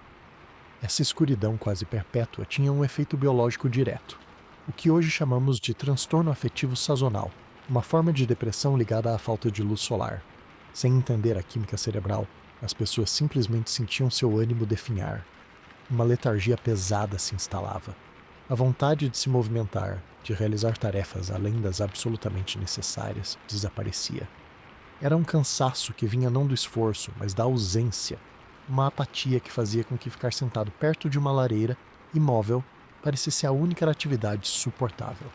Essa letargia não era preguiça, era um sintoma fisiológico de um corpo privado da vitamina D e do ritmo circadiano normal, mas era interpretada como fraqueza de caráter ou indolência, gerando mais culpa e irritação. A irritabilidade, de fato, era a face mais visível e socialmente destrutiva desse confinamento. Imagine centenas de pessoas amontoadas em espaços frios e desconfortáveis, com sono de má qualidade, dores no corpo, má alimentação e sem perspectiva de alívio por semanas. O humor azedava rapidamente. Pequenas desavenças que no verão seriam resolvidas com um gesto tornavam-se conflitos sérios. Brigas por um lugar 1 centímetro mais perto do fogo, por uma porção um pouco maior de comida, por um cobertor, eram frequentes e poderiam se tornar violentas. O humor do inverno era um fenômeno tão reconhecido que era comentado. O senhor do castelo, normalmente um administrador de justiça, via-se constantemente interrompido por disputas mesquinhas entre seus súditos e até entre seus cavaleiros. A paciência, um recurso já escasso, evaporava. As pessoas ficavam mais suscetíveis a ataques de raiva, seguidas por longos períodos de silêncio hostil. Esse estado de tensão permanente envenenava o ambiente social, tornando o castelo não apenas um local fisicamente perigoso, mas também emocionalmente tóxico. A superstição florescia nesse terreno fértil de medo e ignorância. Quando a razão e a ciência não conseguiam explicar o sofrimento, a mente humana buscava causas sobrenaturais. O frio prolongado e as doenças eram frequentemente vistos como castigo divino por pecados coletivos ou como obra de feitiçaria. Uma velha serva que vivia isolada podia ser acusada de ter lançado um feitiço de frio sobre o castelo se o inverno fosse particularmente rigoroso. Qualquer evento incomum, um animal nascendo deformado, um suprimento de comida estragando inesperadamente era visto como um mau presságio, um sinal de que coisas piores estavam por vir. Essa mentalidade aumentava a paranoia e a desconfiança entre as pessoas. O medo do invisível espíritos, demônios, maldições, somava-se ao medo muito visível do frio e da fome, criando uma carga psicológica insuportável para alguns. A sensação de estar em uma armadilha era talvez a mais angustiante de todas. O castelo era, por definição, uma fortaleza projetada para manter os perigos do lado de fora. Durante o inverno, ele se virava contra seus habitantes. As mesmas muralhas que os protegiam de invasores agora os aprisionavam em um ambiente mais letal do que muitas batalhas. Os portões, que no verão significavam liberdade e comércio, estavam fechados, barrados pela neve ou simplesmente mantidos assim para conservar o pouco calor interno. A sensação de claustrofobia e impotência era enorme. Não havia para onde ir. Fugir para a floresta no inverno era uma sentença de morte certa. Eles estavam presos, condenados a esperar a primavera, torcendo para que suas reservas e sua saúde aguentassem. Essa impotência gerava uma paranoia única, a de que estavam sendo lentamente assassinados pelo seu próprio refúgio, que a casa era o carrasco. Olhavam para as pedras geladas não com segurança, mas com ressentimento e medo. Nesse contexto, a esperança pela primavera não era um sentimento poético, era um mantra de sobrevivência mental. Toda a conversa, eventualmente, voltava-se para especulações sobre quando o gelo derreteria, quando os primeiros brotos apareceriam, quando os pássaros voltariam. Cantigas e histórias que falavam de campos verdejantes e dias quentes ganhavam um valor terapêutico imenso. Era uma fuga mental temporária, um lembrete de que aquela realidade gelada não era eterna. Celebrar festas, como a Candelária no início de fevereiro, tinha um significado profundo. Era um marco, um sinal de que a luz estava voltando, mesmo que timidamente. A simples ideia de um futuro mais quente era o que impedia muitos de deslizarem para uma depressão profunda e inescapável. O impacto na dinâmica familiar e comunitária era complexo. Por um lado, a adversidade comum podia unir as pessoas, criar laços de solidariedade na luta pela sobrevivência. Compartilhar o pouco calor, cuidar dos doentes, eram atos que mantinham a humanidade viva. Por outro, a pressão constante também podia quebrar esses laços. A luta pelos recursos escassos, calor, comida, roupas secas virava irmão contra irmão, servo contra servo. A estrutura social rígida era a única coisa que impedia um caos total, mas ela mesma era tensionada ao limite. Em resumo, passar um inverno em um castelo medieval era um teste psicológico tão severo quanto físico. A mente, privada de luz, confinada, submetida ao desconforto constante e à ameaça invisível da morte, desenvolvia suas próprias patologias: a letargia depressiva, a irritabilidade explosiva, a superstição paranoica e a angústia claustrofóbica. Sobreviver não significava apenas escapar da hipotermia e da pneumonia. Significava conseguir manter um mínimo de sanidade, de esperança e de civilidade em um ambiente projetado para desgastar todas essas coisas. A primavera, quando finalmente chegava, trazia alívio não apenas térmico, mas psicológico. Era a libertação de uma prisão de pedra e gelo que havia testado os limites do corpo e da mente de cada um, que por sorte, teimosia ou privilégio, conseguira atravessar mais uma estação no coração gélido da Idade Média. E essa escuridão que alimentava a depressão de inverno não era uma ausência total de luz, mas uma penumbra interrompida por fontes de iluminação que, de tão precárias, muitas vezes pioravam a experiência em vez de melhorá-la. A iluminação noturna e mesmo a diurna nas áreas mais internas era um capítulo à parte no livro das misérias do castelo invernal. Diferente das lareiras, que pelo menos permitiam calor, As fontes de luz não ofereciam nenhum consolo térmico, apenas revelavam de forma trêmula e sombria a vastidão gélida que os cercava. A principal fonte de luz para grandes salas e corredores era a tocha. Mas a tocha medieval não era aquela coisa compacta e limpa dos filmes. Era um pedaço de madeira, muitas vezes envolvido em um pano embebido em um material inflamável como resina, sebo ou até mesmo breu. Quando acesa, ela queimava com uma chama irregular e fumarenta. A fumaça era densa, negra e carregada de partículas que irritavam os olhos e a garganta. Em um ambiente já pouco ventilado, acender várias tochas para iluminar um jantar no grande salão enchia o ar com uma névoa ácida que piorava as condições respiratórias de todos. O cheiro era forte e desagradável, uma mistura de madeira queimada e gordura animal carbonizada. E, crucialmente, ela não aquecia. A chama estava muito distante da mão que a segurava ou do suporte na parede, e seu calor radiante era insignificante além de alguns centímetros. Era luz, mas luz suja e desconfortável que não afastava o frio. Para iluminação mais próxima e controlada, usavam-se velas. No entanto, as velas da época eram um luxo relativo e de qualidade variável. As velas mais comuns usadas pela maioria eram feitas de sebo. O sebo era gordura animal derretida, geralmente de vaca ou de ovelha, que era solidificada em um pavio de linho ou algodão. Estas velas eram um tormento. Elas queimavam com uma chama fraca, amarelada e tremulante, que projetava sombras dançantes e grotescas nas paredes irregulares, alimentando a imaginação supersticiosa. O pior era o cheiro, um odor gorduroso e rançoso de carne queimada que se espalhava pelo ambiente. Quando várias estavam acesas, o fedor se tornava enjoativo. Além disso, elas pingavam constantemente, criando poças de gordura sólida e suja onde caíam. As velas de cera de abelha eram infinitamente superiores. Elas queimavam com uma chama mais limpa, mais clara e quase sem fumaça, e exalavam um cheiro suave e agradável. Mas seu custo era proibitivo. A cera de abelha era um produto caro e escasso, reservado para a capela, para os aposentos do senhor e sua família, ou para ocasiões especiais. Para um servo ou um soldado, a luz de uma vela de sebo era o máximo a que podia aspirar, e mesmo assim, elas eram economizadas ao extremo. O ato de acender uma vela à noite não era trivial, era uma decisão que consumia um recurso valioso. Por isso, a escuridão era a verdadeira soberana da maior parte do castelo após o pôr do sol. Corredores de serviço, escadarias secundárias, áreas de armazenamento e os próprios quartos da maioria das pessoas mergulhavam em uma escuridão quase absoluta. Não havia iluminação de corredor.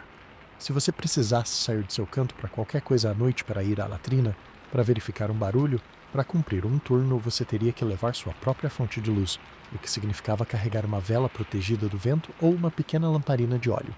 Andar por esses espaços escuros, com um chão de pedra irregular e com degraus inesperados, era uma atividade perigosa. Quedas eram comuns. A escuridão também era um campo fértil para o medo. As sombras, ampliadas e distorcidas pela luz trêmula de uma única vela, tomavam vidas próprias. Um manto pendurado virava uma figura espectral. Uma armadura num nicho parecia um cavaleiro fantasma à espera. Os sons noturnos que já descrevemos eram amplificados pela impossibilidade de ver sua fonte. O uivo do vento ganhava um parceiro visual nas sombras que se contorciam nas paredes. Essa escuridão ativa, cheia de movimentos ilusórios e perigos reais, contribuía enormemente para a ansiedade e o desgaste psicológico. Não era um descanso para os olhos, era uma provação. A fraca iluminação também tornava as atividades noturnas limitadíssimas. Trabalhos que requeriam visão fina, como costura, leitura ou manutenção de equipamentos, eram quase impossíveis. A leitura, um prazer de pouquíssimos, exigia-se estar bem perto de uma boa vela ou de uma lareira, e mesmo assim cansava rapidamente a vista. A vida social contraía-se em torno das poucas fontes de luz disponíveis. As pessoas se aglomeravam não só pelo calor, mas também pela luz. O círculo de iluminação de um candelabro com várias velas ou de uma lareira era o palco da vida após o anoitecer. Fora daquele círculo havia apenas o vazio escuro e frio. Isso criava uma dinâmica social peculiar de aglomeração e ao mesmo tempo de isolamento. Você podia estar a 3 metros de outra pessoa, mas se estivesse fora do alcance da luz, você estava sozinho, invisível, imerso no frio e na escuridão. A iluminação também tinha um ciclo que reforçava o desespero. Ao final da noite, as velas se apagavam, uma a uma. As tochas eram extintas. O castelo então não adormecia em paz. Ele era engolido por uma escuridão total e pesada. Essa transição da penumbra tremente para a escuridão absoluta era um momento de vulnerabilidade extrema. O frio, que parecia um pouco mais distante na área iluminada, agora se revelava onipresente. A escuridão tornava o frio mais palpável, mais íntimo. Era dentro dessa cegueira total que muitos dos piores temores e dos piores sintomas de hipotermia se instalavam. Em resumo, a iluminação medieval dentro de um castelo de inverno era uma farsa. Ela não fornecia calor, não fornecia conforto visual e muitas vezes piorava a qualidade do ar. Era cara, suja e perigosa.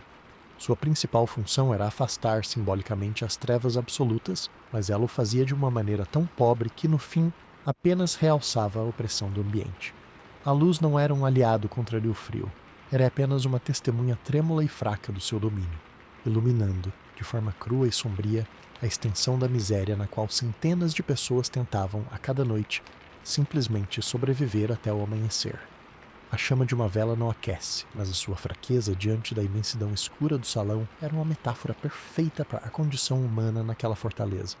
Um ponto frágil de vida e consciência, tremendo no meio de um universo de pedra, frio e escuridão que parecia determinado a apagá-lo.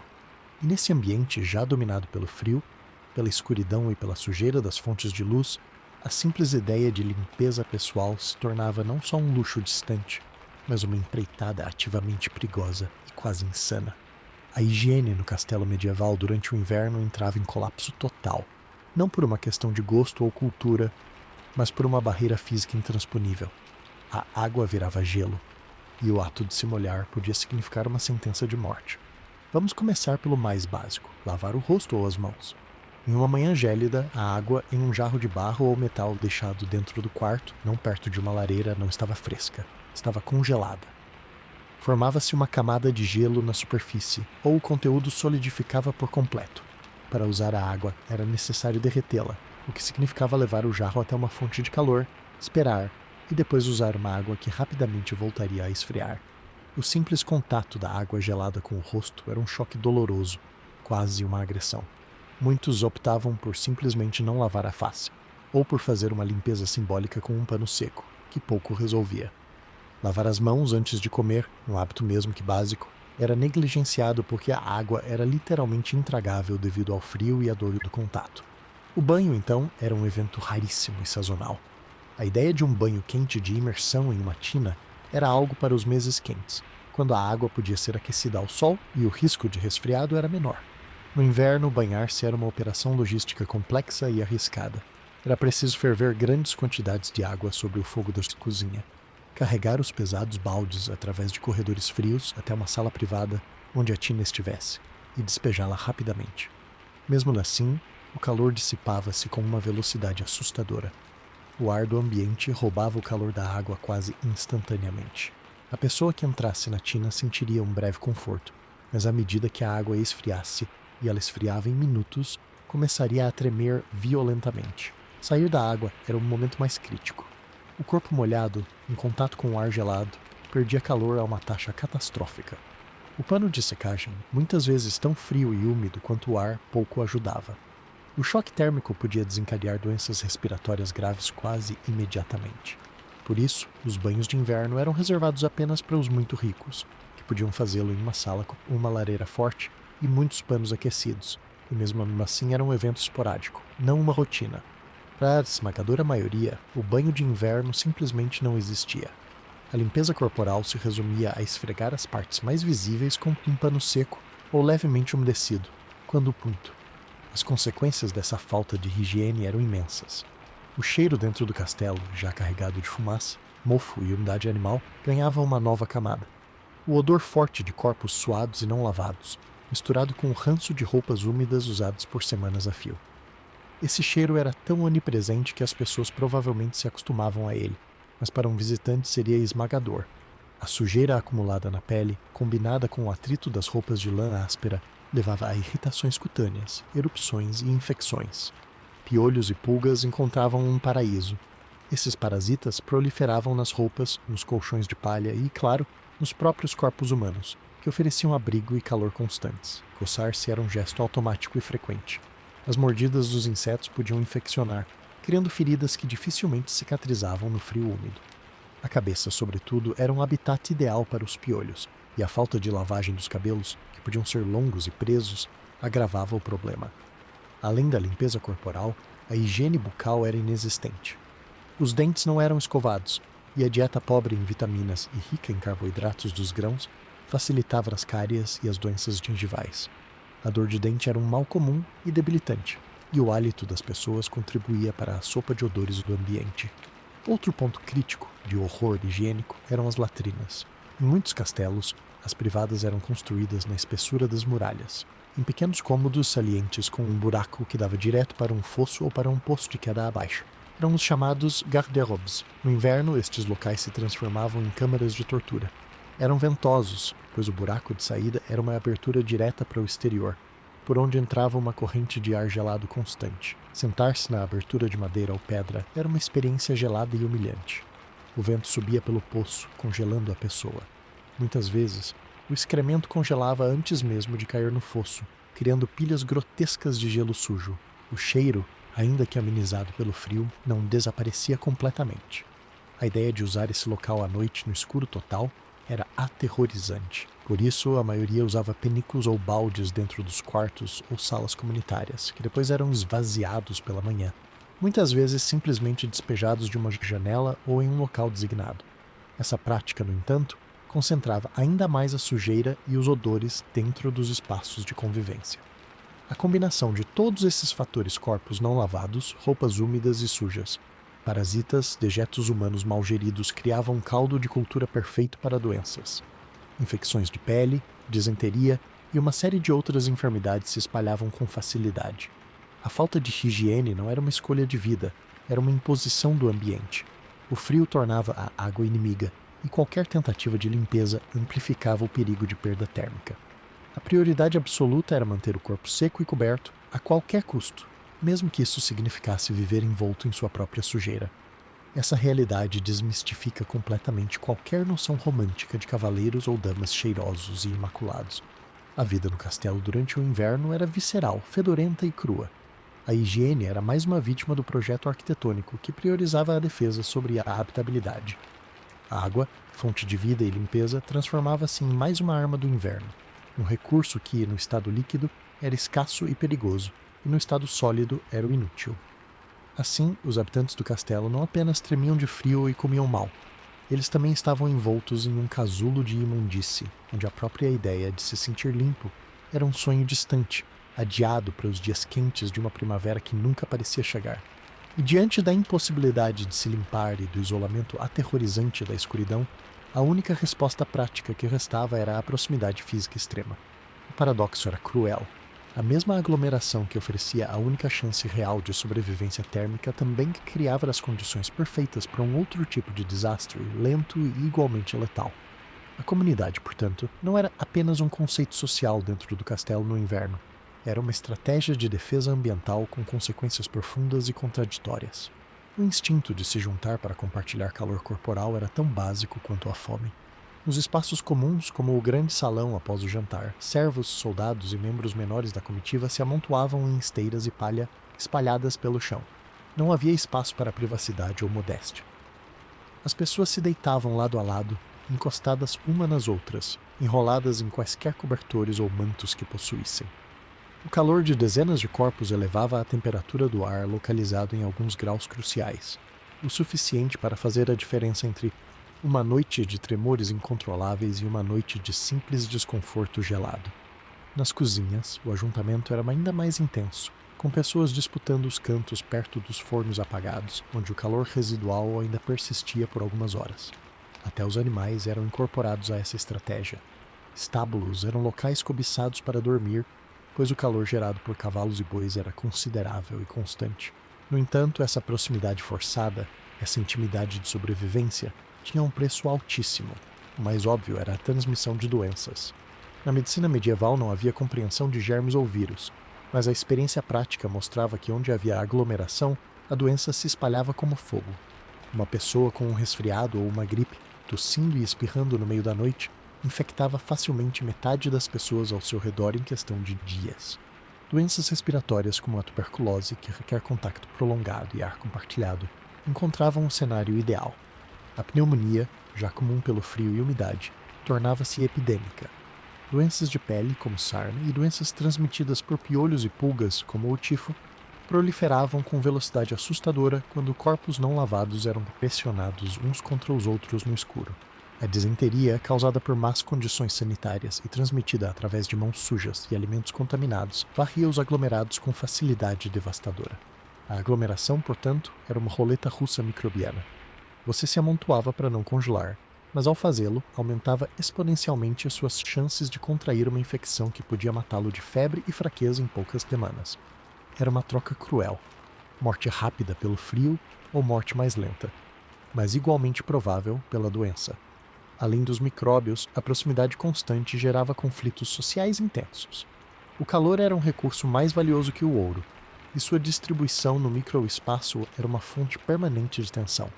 Brigas por um pedaço de chão alguns centímetros mais perto da lareira morta eram frequentes. Discussões por um cobertor que alguém alegava ser seu podiam terminar em violência física. Entre os servos, uma hierarquia informal de força e agressividade surgia para controlar os melhores spots.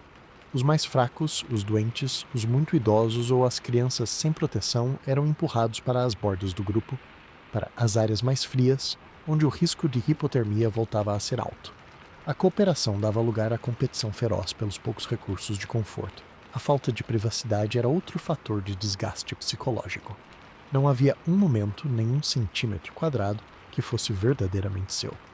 As funções corporais, os ruídos do sono, os cheiros, as conversas privadas, tudo era partilhado à força. Isso levava a um estado de irritação crônica e de estresse social que degradava os laços comunitários. A empatia murchava sob a pressão do desconforto constante. Ouvir o próximo tossir a noite toda tornava-se uma fonte de aborrecimento, não de preocupação, porque era um ruído que impedia o próprio sono já precário. O cheiro do suor alheio, misturado ao de roupas úmidas, era um insulto constante aos sentidos. O paradoxo atingia seu ápice quando se observava a nobreza. Para o senhor, sua família e seus convidados de alta estatura, a etiqueta e o status exigiam um certo grau de isolamento e privacidade, mesmo no frio. Eles não podiam se misturar com a plebe no chão do grande salão. Seus aposentos privativos, embora melhores, eram muitas vezes vastos e com tetos altos, difíceis de aquecer. Eles dormiam em camas com dossel, sim, mas muitas vezes sozinhos ou apenas com o cônjuge, perdendo o benefício do calor agregado de um grande grupo. Um lord podia ter uma lareira melhor e peles de melhor qualidade.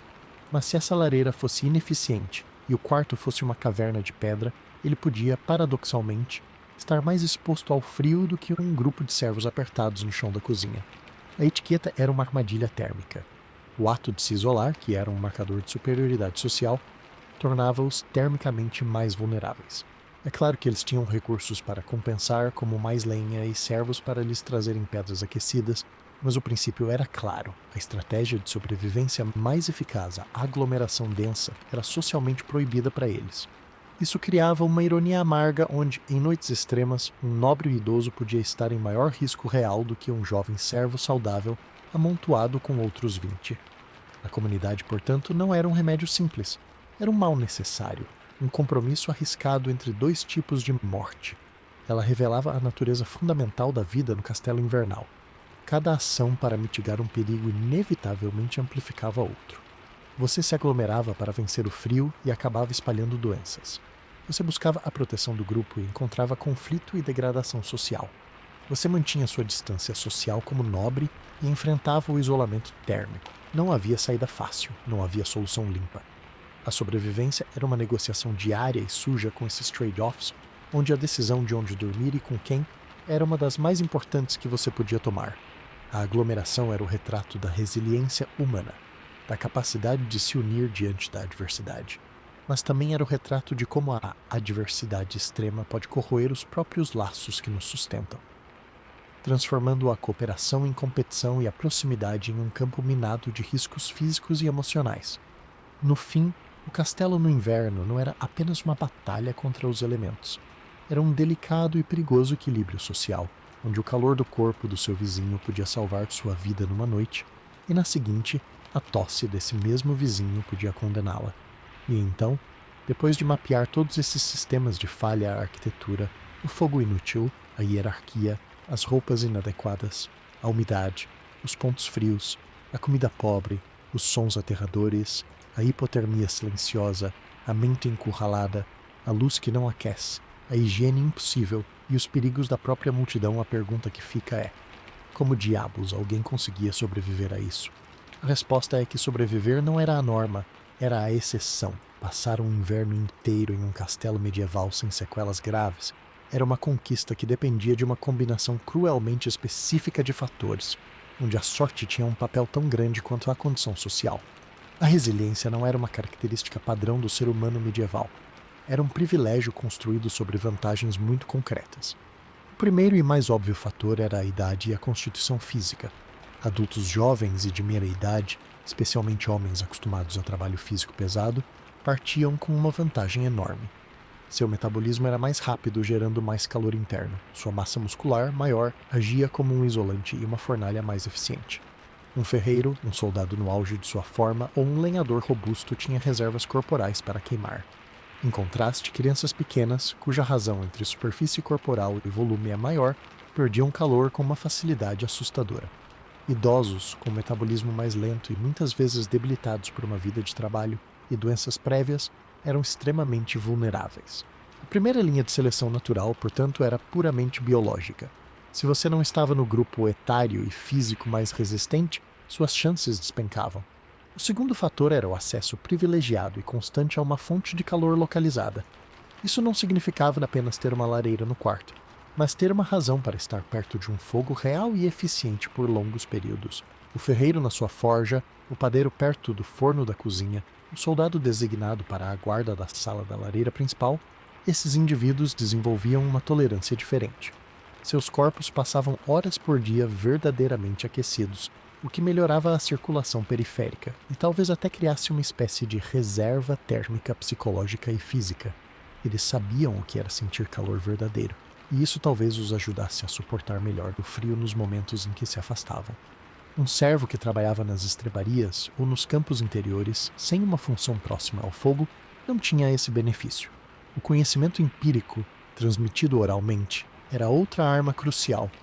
Saber que beber álcool dava uma sensação falsa de calor e na verdade era perigoso podia salvar uma vida. Saber que era melhor usar várias camadas de roupa solta do que uma única peça justa, mesmo que contraintuitivo para alguns, fazia diferença. Conhecer os sinais de congelamento nos dedos dos pés e saber esfregá-los suavemente com as mãos, e não com neve, era um saber precioso. Saber que dormir no chão de pedra era uma sentença de morte, e que era melhor uma esteira grossa de palha, mesmo que cheia de parasitas, podia ser a decisão certa. As famílias que passavam gerações em um mesmo castelo desenvolviam um mapa mental instintivo dos pontos menos gelados, os 2 horários em que o sol fraco atingia determinada janela, da melhor maneira de vedar uma fresta com palha e trapos. Esse conhecimento, no entanto, era fragmentado e nem sempre acessível a todos, especialmente a recém-chegados ou forasteiros. A posse de materiais superiores de isolamento era um divisor de águas literalmente vital. Aqui a hierarquia social mostrava sua força de forma mais direta. Um manto forrado com pele de urso, lobo ou raposa era uma peça de tecnologia de sobrevivência de alto nível. Essas peles, com seus pelos longos e densos, prendiam uma camada de ar estático que isolava de forma muito eficiente, muito mais do que qualquer tecido de lã, especialmente quando úmido. Ter não apenas um, mas vários desses itens, botas de pele, luvas, gorros, era um privilégio que podia compensar a ineficiência térmica de um quarto nobre. Enquanto isso, um servo com um manto de lã grosseira e remendada, constantemente úmido, estava em uma batalha perdida contra a condução térmica. A qualidade do vestuário era, portanto, um fator de sobrevivência tangível e imediato. Uma vantagem invisível, mas real, era a constituição genética individual. Algumas pessoas simplesmente têm uma circulação periférica melhor, um metabolismo basal mais alto ou uma maior tolerância ao frio por pura herança genética. Num ambiente onde todos estão sob o mesmo estresse, essas pequenas variações fisiológicas podiam fazer a diferença entre acordar com os dedos dos pés dormentes e acordar com eles gangrenados. Não havia como controlar ou escolher isso. Era simplesmente uma loteria biológica, onde os sorteados tinham uma chance a mais sem nem saber o porquê. A sorte, no fim das contas, era a grande arbitra. Estar no lugar errado na hora errada podia significar a morte, independentemente de todos os outros fatores. ser designado para um turno de guarda extra na torre mais exposta durante uma nevasca repentina, pegar um resfriado que se transformasse em pneumonia justo na semana em que a lenha estava mais úmida, ter o colchão de palha invadido por ratos que roeram seus trapos extras de cobertura, uma corrente de ar constante no local exato onde você dormia.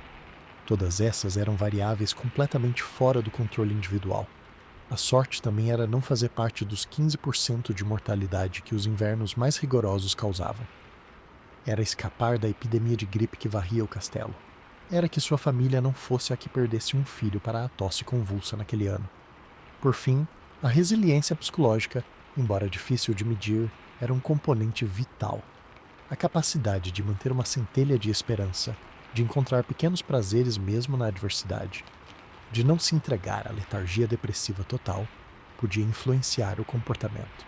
Alguém que conseguia se manter minimamente ativo, que buscava interação social positiva em vez de conflito, que preservava a vontade de se levantar e lutar por um pedaço de pão e um canto mais quente, tinha mais probabilidade de sobreviver do que quem simplesmente se rendia ao desespero.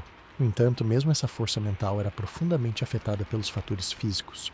Um corpo bem alimentado e um pouco mais aquecido é muito mais capaz de manter o ânimo do que um corpo à beira da exaustão hipotérmica. Portanto, a imagem do herói medieval resistente ao frio por pura força de vontade ou bravura é, em grande parte, um mito. O sobrevivente típico era provavelmente um adulto entre 20 e 40 anos, com um trabalho que o mantinha perto do fogo, vestido com as melhores peles que sua posição permitia, portador de um conhecimento prático transmitido por seus pais, com uma constituição física robusta e, acima de tudo, uma dose considerável de sorte para ter escapado das armadilhas aleatórias do ambiente. Ele não era um super-homem. Era um sortudo em um sistema designado para matar os menos afortunados. A resiliência era, assim, a exceção que provava a regra da hostilidade absoluta daquele mundo. Cada primavera que chegava era celebrada não como uma vitória da coragem humana, mas como um alívio por ter sobrevivido a uma roleta russa de fatores gelados, onde a casa ou o próprio castelo sempre tinha a vantagem. A sobrevivência era menos uma conquista e mais uma trégua temporária, um adiamento da batalha que com certeza se repetiria no próximo inverno, com a mesma coleção de pedras silenciosas e famintas por calor aguardando para testar, mais uma vez, quem teria a combinação certa de privilégio, saúde e acaso para ver mais uma flor brotar no pátio.